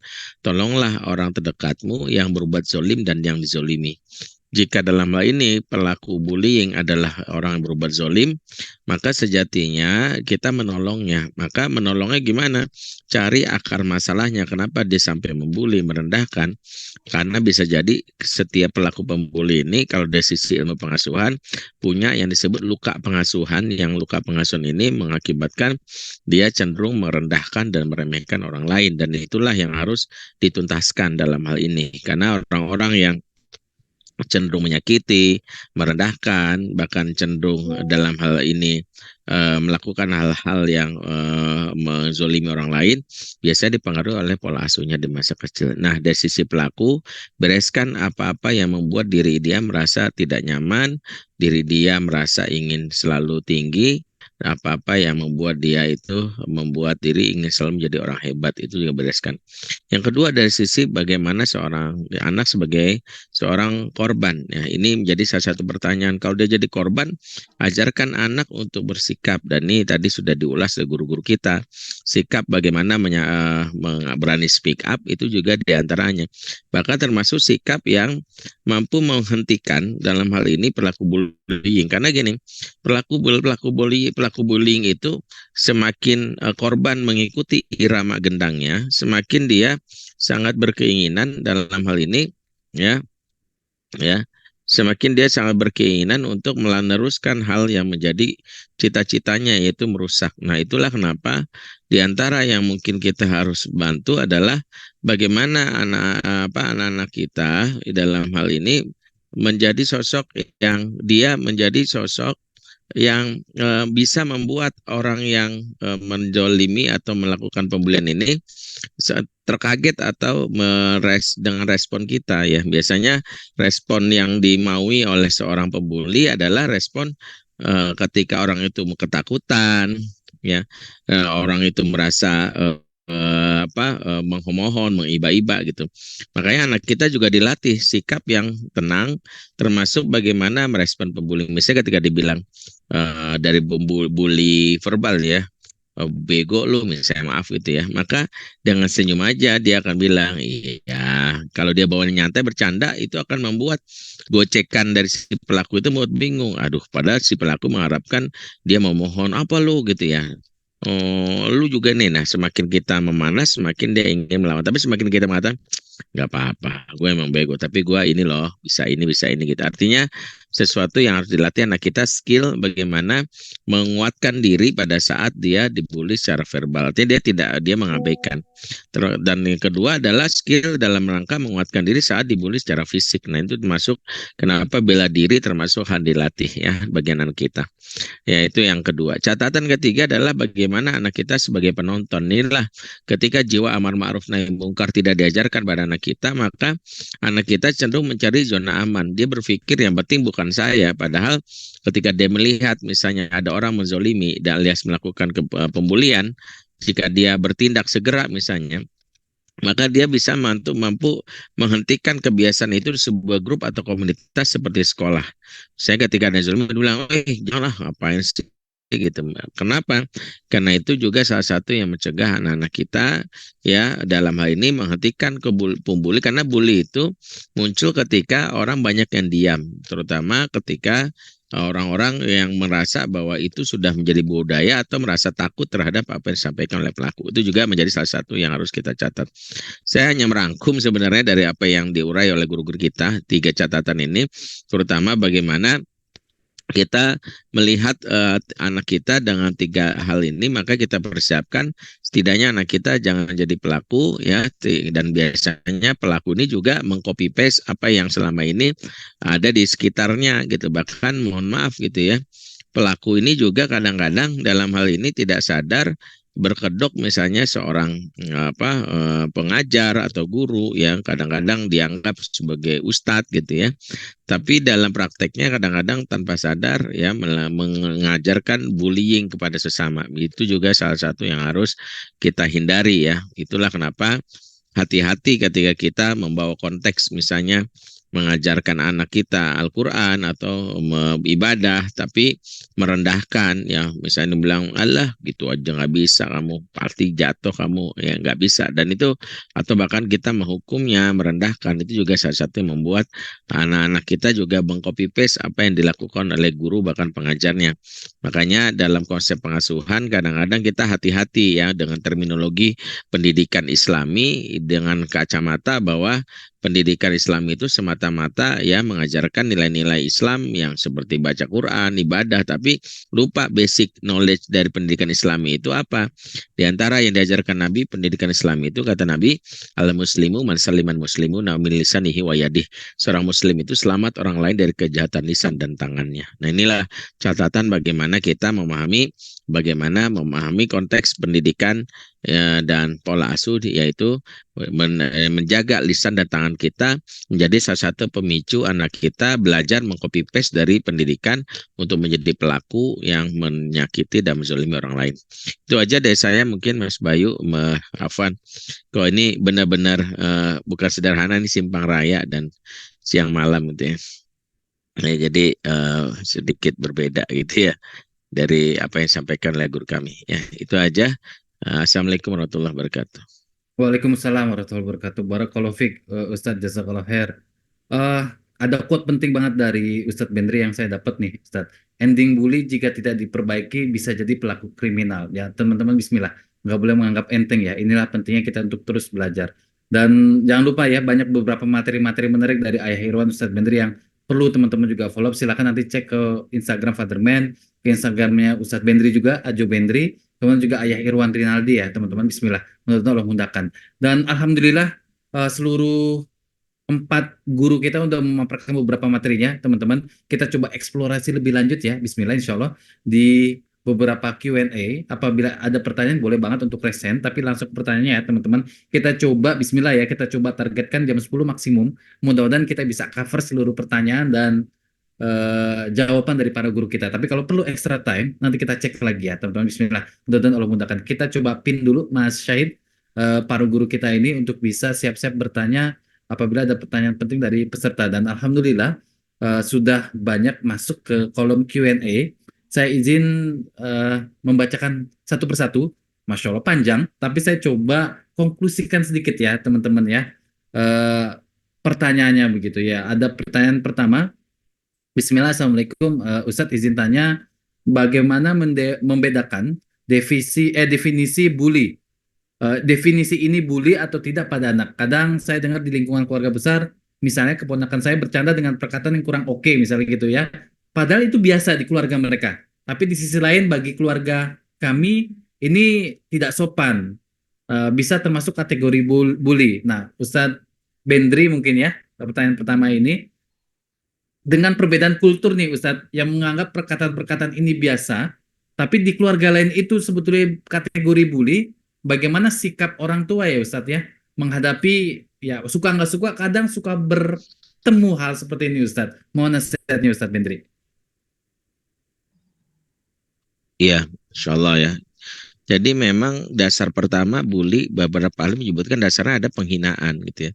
Makanya candaan itu yang lahir juga dari bentuk penghinaan itu bisa menjadi sebuah bully seperti Abu Dzar Al-Ghifari ya ketika mengatakan budak hitam dari Habsyi kepada Bilal bin Rabah gitu. Canda tapi di situ ada bentuk selentingan bentuk perendahan gitu ya.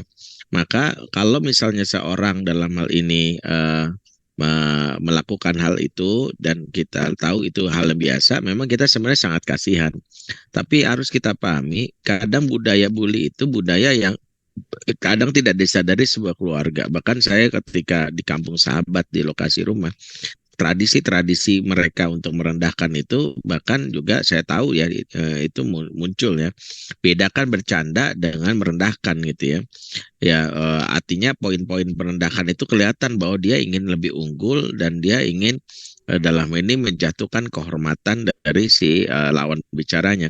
Nah, itu juga nampak misalnya ketika ada di sekitar kami. Nah, poinnya adalah ketika kita menjadi orang pihak ketiga, kita bisa melakukan hal yang mungkin tidak pernah diterima oleh si pelaku ya. Misalnya dalam hal ini Quran kan mengatakan ya sebagai innal hasanat yudhibna sayiat, sesungguhnya kebaikan yang banyak akan mengusir keburukan. Kalau saya memahami ayat ini mengganti apa-apa yang sudah sering diterima oleh anak kita dengan kalimat-kalimat buruk ya, dan itu yang membuat dia melakukan secara verbal kepada orang lain dengan kalimat-kalimat positif. Ini bukan suatu hal yang instan sih, suatu yang panjang.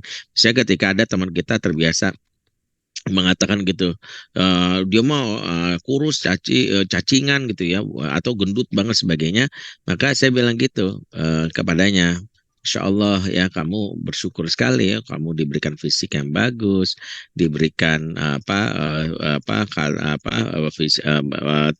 pikiran cerdas ya.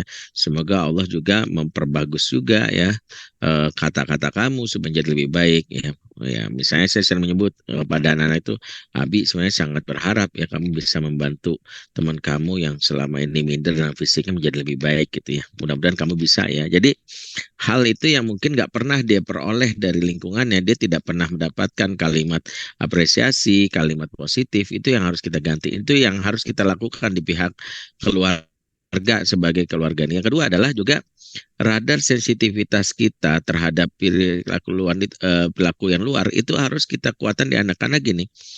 Kalau kita melihat dari sisi anak kita harus katakan anak kita nggak bisa mengontrol dunia luar loh, seperti maunya kita. Makanya yang dikeluarkan anak kita sampai dalam situasi bahkan orang di luar itu tidak sesuai harapan kita, sikapmu justru harus menunjukkan jangan terpengaruh ya.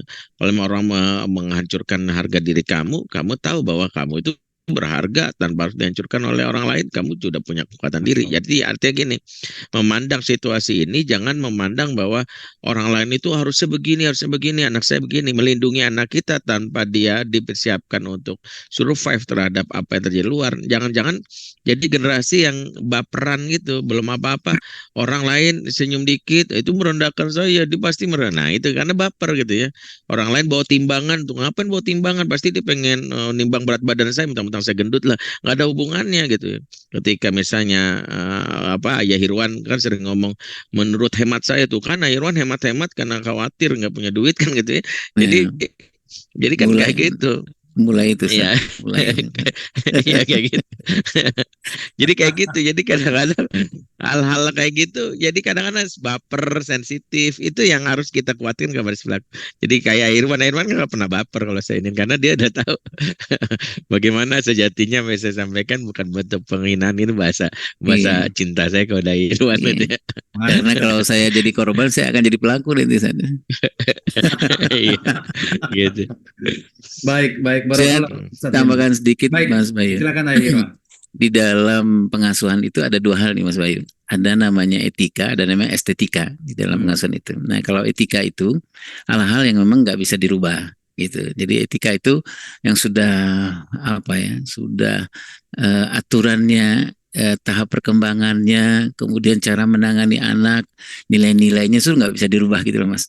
Tentang sopan santun, berbuat baik terhadap orang, menegur orang seperti apa itu etika gitu. Jadi nggak bisa itu, nggak bisa dirubah gitu.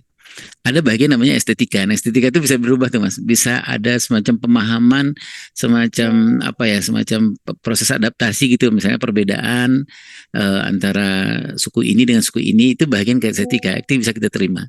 Nah, yang kita harus jaga sebenarnya adalah etika ini. Gitu loh, Mas. Nah, etika itu sudah barang tentu kita harus punya rujukan sebenarnya Mas. Rujukan yang sifatnya universal sebenarnya Mas gitu. Itulah sebabnya kenapa kita perlunya kita mengkaji parenting dalam Islam itu seperti apa untuk memenuhi etika ini. Gitu loh Mas gitu. Jadi ini nggak bisa nih kalau orang dengan apa memuji orang seperti apa, adabnya dalam Islam seperti apa, mengapresiasi seperti apa, disiplin seperti apa, itu bagian yang sifatnya sudah nggak bisa ditawar-menawar gitu loh Mas Bayu. Nah ada yang namanya estetika gitu. Nah saya berkaitan dengan persoalan perundungan ini perlunya kita di dalam dunia yang sangat berbeda ini kita hidup di dunia yang sangat berbeda gitu, apalagi ada suami istri yang berbeda juga adatnya. Nah, perlu menurut saya adalah kesepakatan kita untuk punya rujukan yang sama, gitu Mas gitu. Rujukan sama untuk persoalan etika. Kalau estetika itu mungkin bisa berubah, bisa dimaafkan lah gitu. Oh, orang suku ini mungkin dia akan berkata semacam itu, tapi itu bagian estetika yang tidak terlalu esensi maksudnya gitu loh Mas Bayu. Gitu. Mungkin itu yang bisa saya tambahkan sedikit Mas. Baik, terima kasih Ayah Irwan, Masya Allah. Kita masuk ke pertanyaan berikutnya, saya izin mungkin sebelum nanti ada beberapa pertanyaan saya sampaikan ke Ustadz Izzuddin dan juga Ustadz Faris. Ke Ayah Irwan dulu. Ayah Irwan, ini ada pertanyaan untuk Ayah Irwan dan Ustadz Bendri, tapi saya serahkan dulu ke Ayah Irwan begitu ya. Saya persingkat saja, pertanyaan cukup panjang, tapi saya coba langsung ke poin pertanyaannya adalah Ayah Irwan dan Ustadz Bendri, bagaimana tips membuat anak bisa membela diri dalam bully verbal? Ada pertanyaan yang sama mirip di bawah.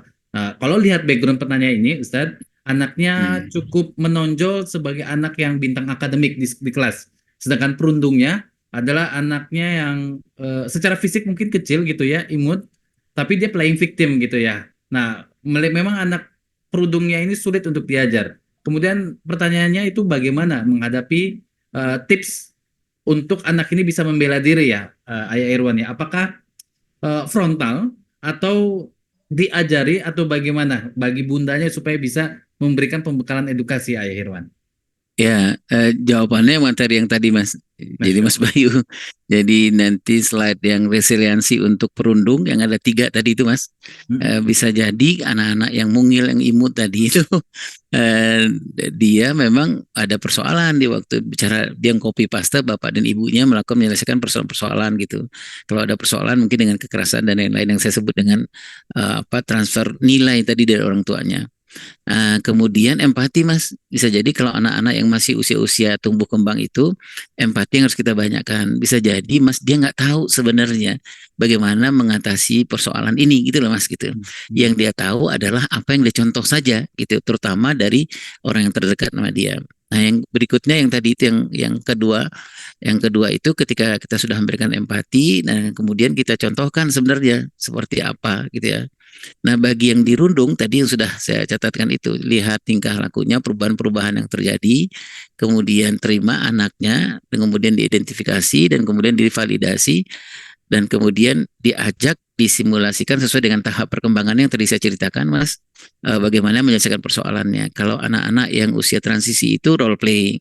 Kalau anak-anak yang usia balik ke atas itu role being. Nah, bagi anak 0 sampai 7 tahun itu kita seringnya disebut dengan simulasi. Allahu a'lam. Baik, Masya Allah. Mungkin ini satu tambahan pertanyaan aja yang agak sedikit nyambung, Ayah Irwan dan Ustadz Bendri. Kalau misalnya dia merasa sudah terbuli dan akut sekali, ini ke pertanyaan berikutnya, Ustadz Bendri dan Ayah Irwan, secara psikologik dia sudah terkena begitu ya, apakah memang, ya, kalau dia pertanyaan berikutnya adalah, dia selama 2 tahun sampai dia harus putus sekolah, Ustadz. Di usianya cukup mature di usia 18 tahun gitu. Kalau sudah dalam kondisi bullying parah, apakah memang harus dibawa sampai ke psikologis ya, Ustadz Bendri? Iya, memang pertama ketika ini terjadi dan sudah mengganggu aktivitas hidup ya pastinya harus butuh bantuan profesional. Kalau memang orang tua tidak bisa memberikan treatment yang terbaik, ya butuh bantuan profesional. Karena gini, saya tuh sering ditanya tentang tips-tips yang terkait dengan menangani urusan bully ini, kan bukan sekedar kasuistik tips ya. Tips itu adalah sebenarnya kreativitas dari si korban dalam rangka menjaga kehormatan dirinya gitu. Makanya tips itu sifatnya nggak bisa kita ajarkan. Dia lahir dari bentuk penghargaan diri dia, self image dia, bahwa gua berhak menghargai diri gua dan gua nggak terima orang lain gitu. Makanya tips itu tidak bisa lahir dari kita gitu. Tips itu nggak bisa lahir gini-gini lah gitu. Bukan, tips itu lahir dari sebuah bentuk dari bagaimana batu bata dari bangunan kokoh di dalam diri dia, apa yang disebut izzah, itu sudah muncul gitu. Nah, itu terdiri dari 7 catatan ya. Dan ini kalau pembahasannya lebih luas, kita akan bahas. Satu, anak punya kemampuan insight. Insight itu kemampuan mengambil ibroh. Dalam situasi apapun, dia mau mengambil sesuatu selalu dengan kalimat alhamdulillah ala kulli halin. Itu level tertinggi dari kalangan kaum muslimin. Yang kedua adalah anak yang independen ya. Anak-anak yang punya ketergantungan terhadap orang tua, tergantungan terhadap apapun, sangat rentan menjadi bullyable ya. Kenapa? Karena dia sangat tergantung sama orang, tapi kalau dia nggak tergantung. Yang ketiga, anak punya kemampuan relationship ya, kemampuan sosialisasi, juga kemampuan untuk membuat dia bisa mengatasi. Karena orang-orang yang dibully, korban itu biasanya orang-orang yang dia pencilan gitu, dia nggak punya kemampuan sosialisasi, tidak punya kemampuan berteman, itu juga salah satu yang muncul. Yang keempat adalah kreativitas ya, juga dibangun ya. Anak-anak yang kreatif, dia tidak mentok kepada apa yang dilakukan, dia bisa mencari solusi. Yang kelima adalah inisiatif ya, termasuk menunggu pertolongan itu juga berat ya. Makanya anak-anak yang nunggu, pokoknya aku lapor mama deh gitu, pokoknya kalau mama kau harus tahu, itu juga salah satunya. Anak harus punya inisiatif untuk berbicara kalau dia merasa tidak nyaman. Yang keenam, humor. Jadi humor juga salah satu menyikapi kondisi ya. Makanya orang-orang dia ya, saya kan kalau dibully sama Irwan, saya bawa humor aja gitu ya. Itu biasa aja. Irwan juga ini nyantai-nyantai aja, karena kita dasarnya bukan menghina, karena biasa aja bercandaan. Yang ketujuh adalah moralitas. Ini juga penting, artinya dia tahu bahwa dalam situasi misalnya ya, bagaimana dia tidak ingin membalas, menghina ya, termasuk dia mengeluarkan kata-kata yang terdiri daripada dia boleh membuli saya, tapi saya tidak akan melakukan kezaliman pada dia. Nah, 7 catatan ini itu pondasi dari pengasuhan yang tidak bisa instan. Dia dibangun dari orang tua yang duduk terlibat di dalam kegiatan pengasuhan, orang tua yang membangun kondisi di mana saat perjalanan membangun insight, melihat kejadian, orang tua yang meletakkan kepada anak tanggung jawab ya, silakan nak nih uang sekian. Jadi poin itu diraih dari batu bata yang panjang untuk membangun peradaban dalam jiwa anak yang kita sebut nama izah. Nah, inilah salah satu yang kita bisa bangun. Waalaikumsalam. Baik, jazakallah khair Ustadz Bentri atas jawabannya. Saya lanjut ke Ustadz Faris. Sebagai dosen, Ustadz Faris, guru di sekolah, bagaimana cara supaya dosen, guru, pengajar gitu ya, menjadi sadar akan peran fasilitator bagi anak-anak ya, untuk bisa saling mengenal Ustadz. Tadi disampaikan Ustadz Izzuddin di awal, salah satunya karena orang nggak saling kenal, perlu fasilitator. Ustadz Faris sebagai dosen begitu ya, pernah mengalami hal-hal yang dimana kalau orang ini nggak saling kenal, pasti salah bahasa yang biasanya maklum menjadi tidak maklum. Ustadz Faris, mohon nasihatnya Ustadz. Ustadz masih ke mute, Afwan? Baik, Mas Yo. Sepertinya yang pas jawab ini tetap Ustadz Bentri sama Ayah Irwan ya. Kalau dalam kaidah umumnya kan al-insan aduun lima jahilu. Manusia itu pasti memusuhi yang dia tidak tahu. Kadang kita menjadi memusuhi sesuatu itu karena ilmu kita memang belum sampai ke situ gitu. Mesti itu. Jadi manusia misalnya selalu cenderung untuk memusuhi hal-hal yang baru, menyerang begitu ya.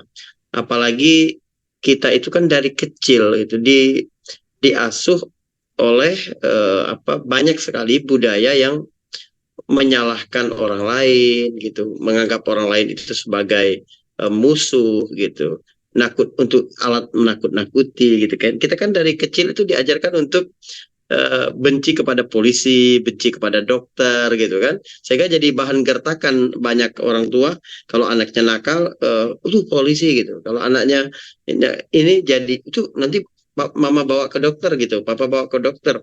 Itu kan sebenarnya begitu. kemudian menganggap musuh orang Cina, orang Kristen gitu, atau orang Islam gitu, atau orang Jawa, atau orang Padang, atau orang mana gitu. Itu kan karena kita belum mengenal satu sama lain. Nah, padahal perbedaan itu justru Allah buat supaya menjadi identitas, signature bagi masing-masing suku, kemudian bangsa dan lain sebagainya. Jadi ya ayuhan nas inna khalaqnakum min dzakarin wa untha wa ja'alnakum syu'uban wa qabaila lita'arafu itu banyak orang salah paham bahwa lita'arafu itu adalah tujuan gitu, bahwa tujuan Allah menciptakan kita berbeda-beda untuk supaya kita saling mengenal. Bukan, lita'arafu itu biar kita masing-masing menyadari akan perbedaan itu, biar masing-masing punya tanda, punya karakteristik. Nah, jadi itu sebab dari sababiyah dari Allah menciptakan kita berbeda-beda itu. Terus ada satu lagi yang ingin saya sampaikan tadi. Allahumma shalli ala Muhammad. Lupa sekali saya. Allahumma shalli ala Muhammad. Nah, ketika kita tidak saling mengenal satu sama lain, memang kan kita saling membawa budaya, adat istiadat yang standarnya itu berbeda. Seperti yang pertanyaan pertama tadi, bahwa di mana sih yang disebut bully, disebut sesuatu yang karena sudah biasa di satu keluarga, di keluarga yang lain. Persoalannya adalah agama kita ini mengatur segala sesuatunya itu dengan jelas. Sehingga kalau sesuatu sudah dilarang dalam agama, walaupun di dalam adat, di dalam budaya itu boleh, maka tetap tidak boleh. Misalnya adalah bagaimana membuli karena perbedaan suku tadi yang disampaikan oleh Ustadz Bendri. Abu Dzar Al-Ghifari melakukan itu kepada Bilal bin Rabah gitu. Walaupun misalnya di kita biasa misalnya, dasar Sunda lo gitu, dasar Jawa lo, dasar Sumatera lo misalnya, dasar Madura lo misalnya, dan lain sebagainya, itu tetap tidak boleh. Walaupun kita mah biasa kalau itu bercanda, tetap tidak boleh karena ada larangan agama. Jadi nggak boleh kita misalnya tidak boleh misalnya memberi tangan kiri. Kita bilang maaf ya tangan kiri misalnya begitu. Permintaan maaf kita karena ngasih tangan kiri itu tidak mengubah hukum haramnya memberi dengan tangan kiri. Begitu. Atau misalnya menyebut fisik. Walaupun kita udah biasa gitu. Tetap nggak boleh karena ada larangan. Gitu. Di mana kasus para sahabat menertawakan fisik Ibnu Mas'ud. Itu dan Nabi sangat marah itu, lalu Nabi berkata Allah punya standar lain. Itu kalau ditimbang di sisi Allah, betis Ibnu Mas'ud yang diketawain para sahabat karena kecil kurus itu lebih berat daripada gunung Uhud. Jadi nilai-nilai agama tetap menjadi penting gitu ya, walaupun tidak saling mengenal. Ada rambu-rambu yang ini mungkin biasa di keluargaku, tapi di dalam agama nggak boleh gitu. Jadi tanpa kita mengetahui adat orang lain pun kita sebenarnya paham gitu. Mungkin begitu Mas Bayu. Baik, barakallah Ustadz Farid. Jadi salah satu fasilitator penting selain guru, kemudian pimpinan di sekolah juga adalah syariat ya teman-teman. Ini juga yang nggak boleh dihindari juga dari kita untuk bisa meminimalisasi bully-bully begitu ya. Saya izin ke pertanyaan berikutnya, insya Allah teman-teman kalau nggak ada pertanyaan berikutnya, mungkin bisa jadi ini pertanyaan kita yang terakhir di malam ini. Kita cek apakah ada yang resen, nggak ada ya kelihatannya. Ke Ustadz Izzuddin, Afwan Ustadz, saya single parents, tinggal bersama orang tua. Anak saya yatim. Ayah saya lumayan keras secara verbal dengan anak laki-laki saya. Mungkin ini seorang ibu tinggal bersama kakeknya begitu ya, dengan ayahnya begitu ya Ustaz Izin, atau kakek dari anak ibu ini begitu ya, tapi kakeknya ini memberikan pendidikan yang sangat keras. Bagaimana pandangan Ustadz Izzuddin ya mengenai hal ini Ustadz? Mungkin bisa dilihat dari bagaimana Rasulullah yatim juga kali ya Ustadz ya, bagaimana beliau nggak punya orang tua juga tapi punya hati yang lembut begitu ya. Nah ini tantangannya orang tuanya, kakeknya nih keras Ustadz. Bagaimana nasihat Ustadz Izzuddin tentang kondisi seperti ini Ustadz Izzuddin? Baik, bismillahirrahmanirrahim. Pertama, diksi keras itu diksi yang sifatnya itu tidak absolut ya. Ya, diksi keras itu kan artinya itu sangat relatif sekali diksi keras itu. Karena bisa jadi ada sebagian orang itu mengatakan itu keras, ada sebagian lain mengatakan itu tidak keras. Ya. Misalkan contoh ketika kakeknya misalkan bicara ya pendidikannya harus seperti ini. Mungkin bagi si kakek itu tidak terlalu keras, biasa-biasa saja. Dulu kakek itu lebih keras itu kan. Misalkan seperti itu, bisa bicara tentang dulu seperti ini. Sekarang saya karena gini teman-teman, saya tuh yakin ya. Saya yakin ya setiap nasihat orang tua yang mengatakan apa namanya, yang mengatakan bahwa tugas kalian, ya tugas kalian ke depan itu lebih berat gitu kan.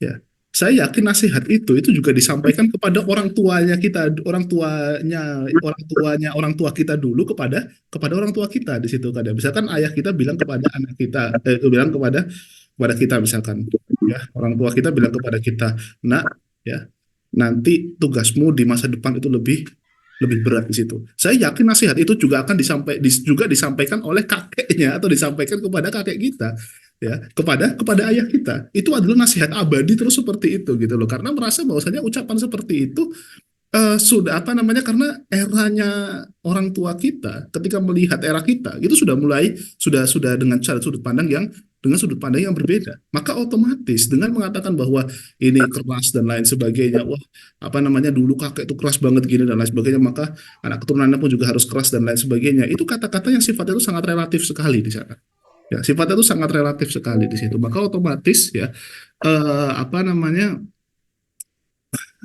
untuk dijadikan sebagai sebuah standar perkataan bahwa pendidikan itu harus keras-kerasnya itu seperti apa, itu masih belum, itu tentu tidak bisa digunakan dengan cara yang baku seperti itu saja gitu, ya tidak bisa dengan cara baku yang seperti itu saja, apalagi misalkan dengan di era sekarang misalkan ya Gen Z gitu kan ya, yang apa namanya cukup lemah di dalam apa namanya merespon setiap ucapan-ucapan orang di situ ya, kamu itu agak kurusan ya di situ ya, langsung pikiran waduh saya tuh dikira busung lapar, dikira ini dan lain sebagainya. Sekarang kamu kalau misalkan pakai baju udah lumayan apa namanya lumayan besar gitu ya, lalu kepikiran saya itu gendut dan lain sebagainya, pikiran-pikiran overthinking yang seperti itu tentu perlu adanya perlu adanya update gitu ya dari para orang tua itu untuk mengetahui kondisi anaknya, bahwa kondisi anaknya itu mengalami kehidupan yang dengan konteks yang berbeda di situ, maka otomatis ya pendidikan keras tentu tidak bisa dijadikan sebagai sebuah solusi, apalagi pendidikan keras itu dengan konotasi atau dengan konteks yang berbeda dan dengan relativitas yang sangat berbeda.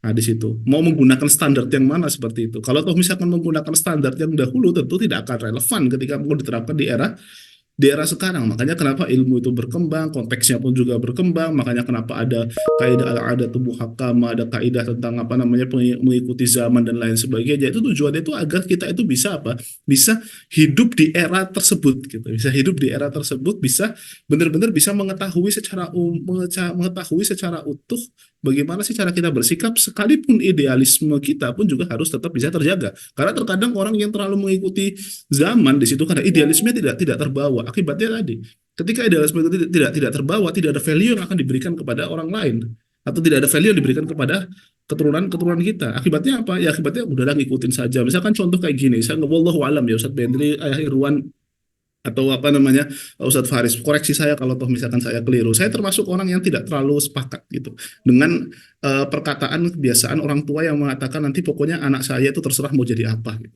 Saya termasuk yang tidak sepakat dengan perkataan seperti itu gitu loh. Karena memang saya memahami bahwa namanya orang tua itu memang harus memberikan sebuah arahan, nak kamu jadi ini. Untuk nanti ke depannya seperti apa, tentu itu perlu adanya adaptasi di situ. Tapi ketika memberikan keluasan yang sangat luar biasa seperti itu, melihat konteksnya apa namanya dibebaskan seperti itu akan menjadi problematis. Seakan-akan orang tua tidak memiliki idealisme sebagai orang tua, izzah orang tua itu tidak ada, yang mengakibatkan anak itu tadi bebas melakukan semena-mena dan lain sebagainya seperti itu.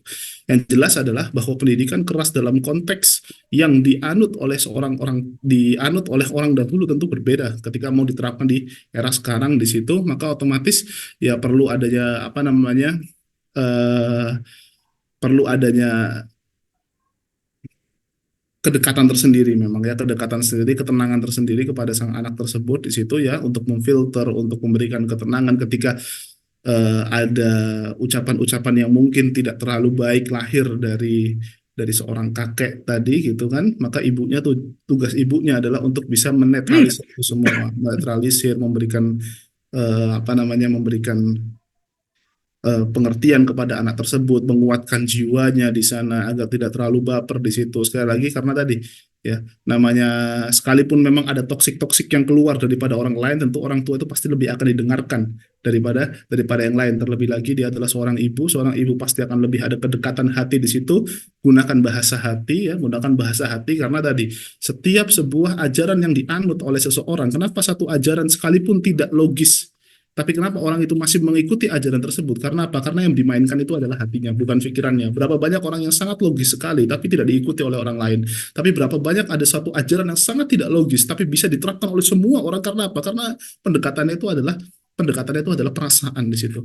Ya, itulah kenapa seorang ibu biasanya lebih cenderung lebih dekat dengan anaknya, karena memang bahasa itu adalah bahasa hati.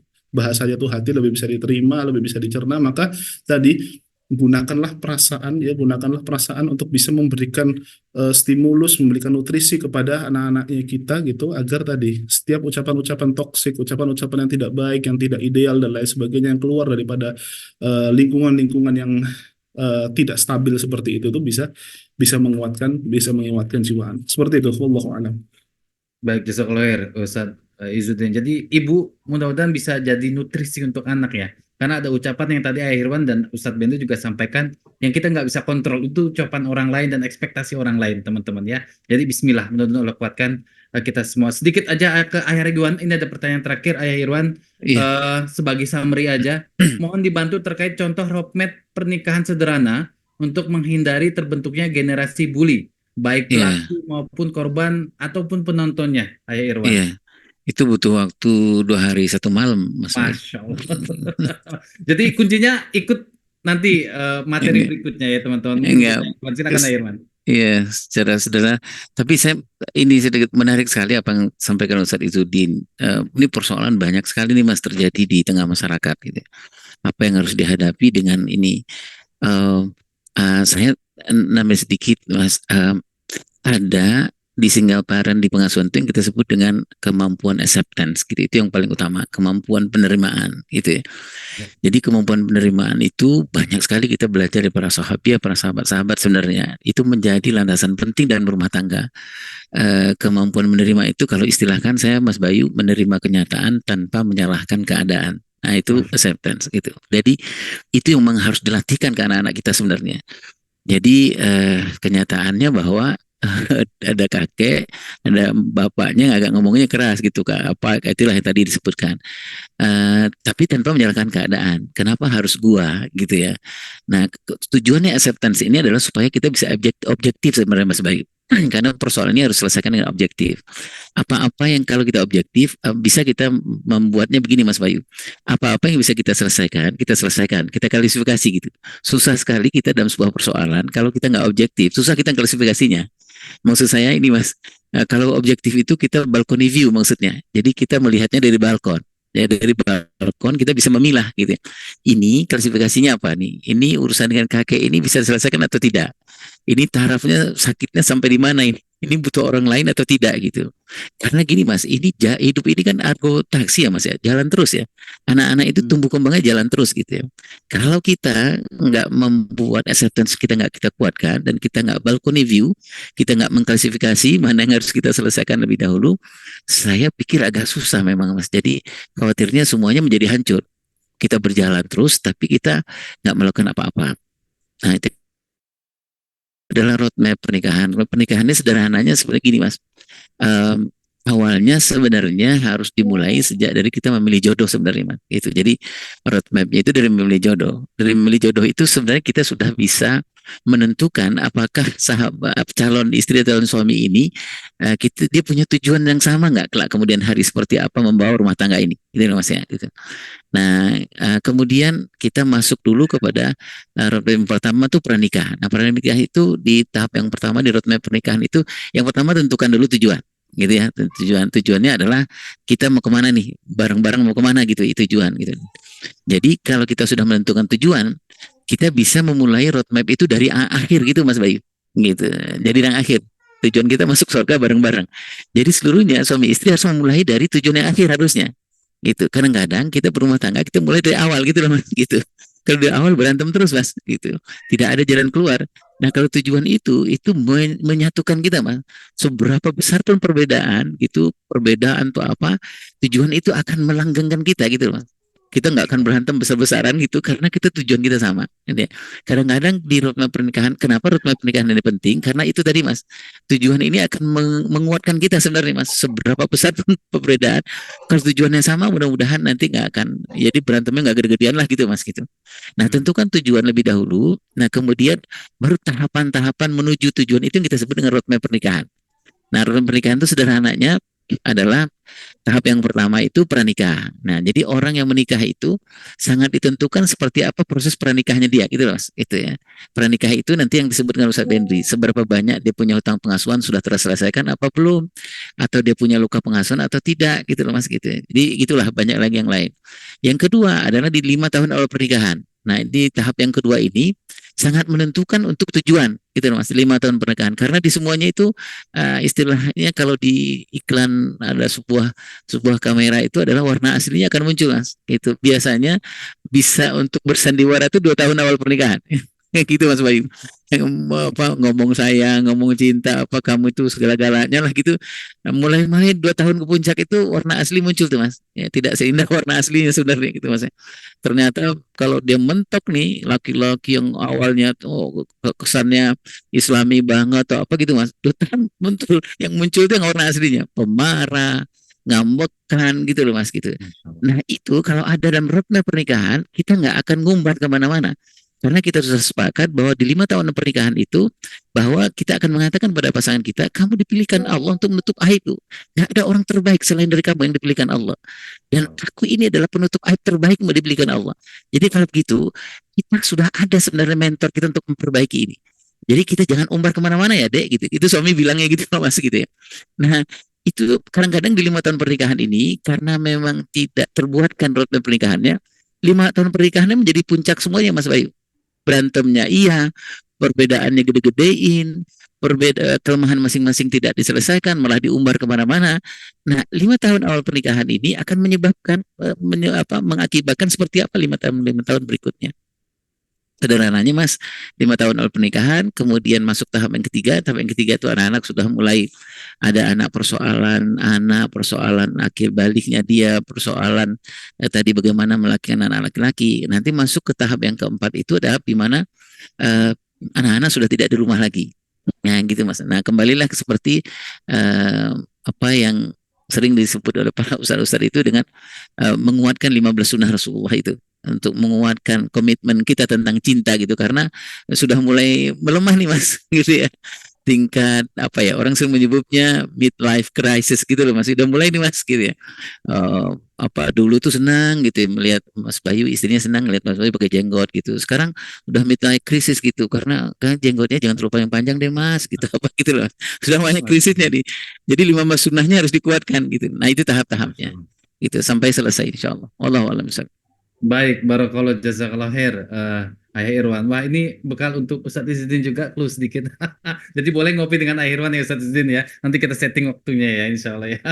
Baik teman-teman, Masya Allah, terima kasih sudah bergabung sampai semalam ini. Teman-teman, Bismillah, mudah-mudahan Allah memudahkan dan istiqomahkan terus untuk terus belajar ya teman-teman. Ini baru beberapa materi-materi yang akan terus disampaikan setiap bulannya. Bismillah ya. Nanti kita set waktunya lagi teman-teman. Mudah-mudahan teman-teman bisa bergabung di banyak kegiatan yang ada di Iman Pet, yang ada di Fatherman, yang ada di Urban Muslim Trip. Maksimalkan voucher yang nanti teman-teman dapati ya teman-teman, untuk bisa trip bareng 4 guru kita ini. Mudah-mudahan ada hikmah, ada kebaikan, ada ilmu yang teman-teman bisa bersamai, sehingga itu bisa kita pelajari dalam kehidupan kita ya teman-teman. Bismillah. Dan kita juga minta maaf atas segala kekurangannya. Mudah-mudahan Allah terus mudahkan kegiatan kita seterusnya rutin gitu ya teman-teman. Bismillah. Kita tutup dulu ya dengan doa kafaratul majelis. Subhanakallahumma wa bihamdika asyhadu an la ilaha illa anta astaghfiruka wa atubu ilaik. Ustadz Beris sudah cabut duluan sepertinya. Mudah-mudahan Allah lancarkan kegiatan ibadahnya. Ayah Irwan, syukran Sama-sama. sudah bergabung malam ini. Baik. Allah terus jaga Ayah Irwan dengan keberkahan dan Amin. kebaikan. Ustadz Amin. Izzuddin, jazakumullah khair. Ustadz, jazakallah khair. Barakallahu fikum. Terima kasih sudah bergabung. Ustadz Faris, sampai ketemu kembali di Jakarta Ustadz. Fi amanillah di perjalanan. Mudah-mudahan Allah terus iringi kelancaran Ustadz di safari dakwahnya. Sampai bertemu kembali di Jakarta. Teman-teman sekali lagi dimanapun teman-teman berada, di Palu, di Sulawesi, di Malang, di Jakarta ataupun tempat lainnya, Allah jaga terus juga ya dengan keberkahan, dan Allah mudahkan untuk terus dekat dengan majelis ilmu. Kami undur diri. Terima kasih atas waktunya. Assalamualaikum warahmatullahi wabarakatuh. Terima kasih Mas Bayu, Ustaz Izzuddin, Ustaz Faris. Jazakumullah khairan. Assalamualaikum, Ustaz. Khair, Salam. Faris, Sama-sama, Ustaz. Febri, Mas Bayu. لا إله إلا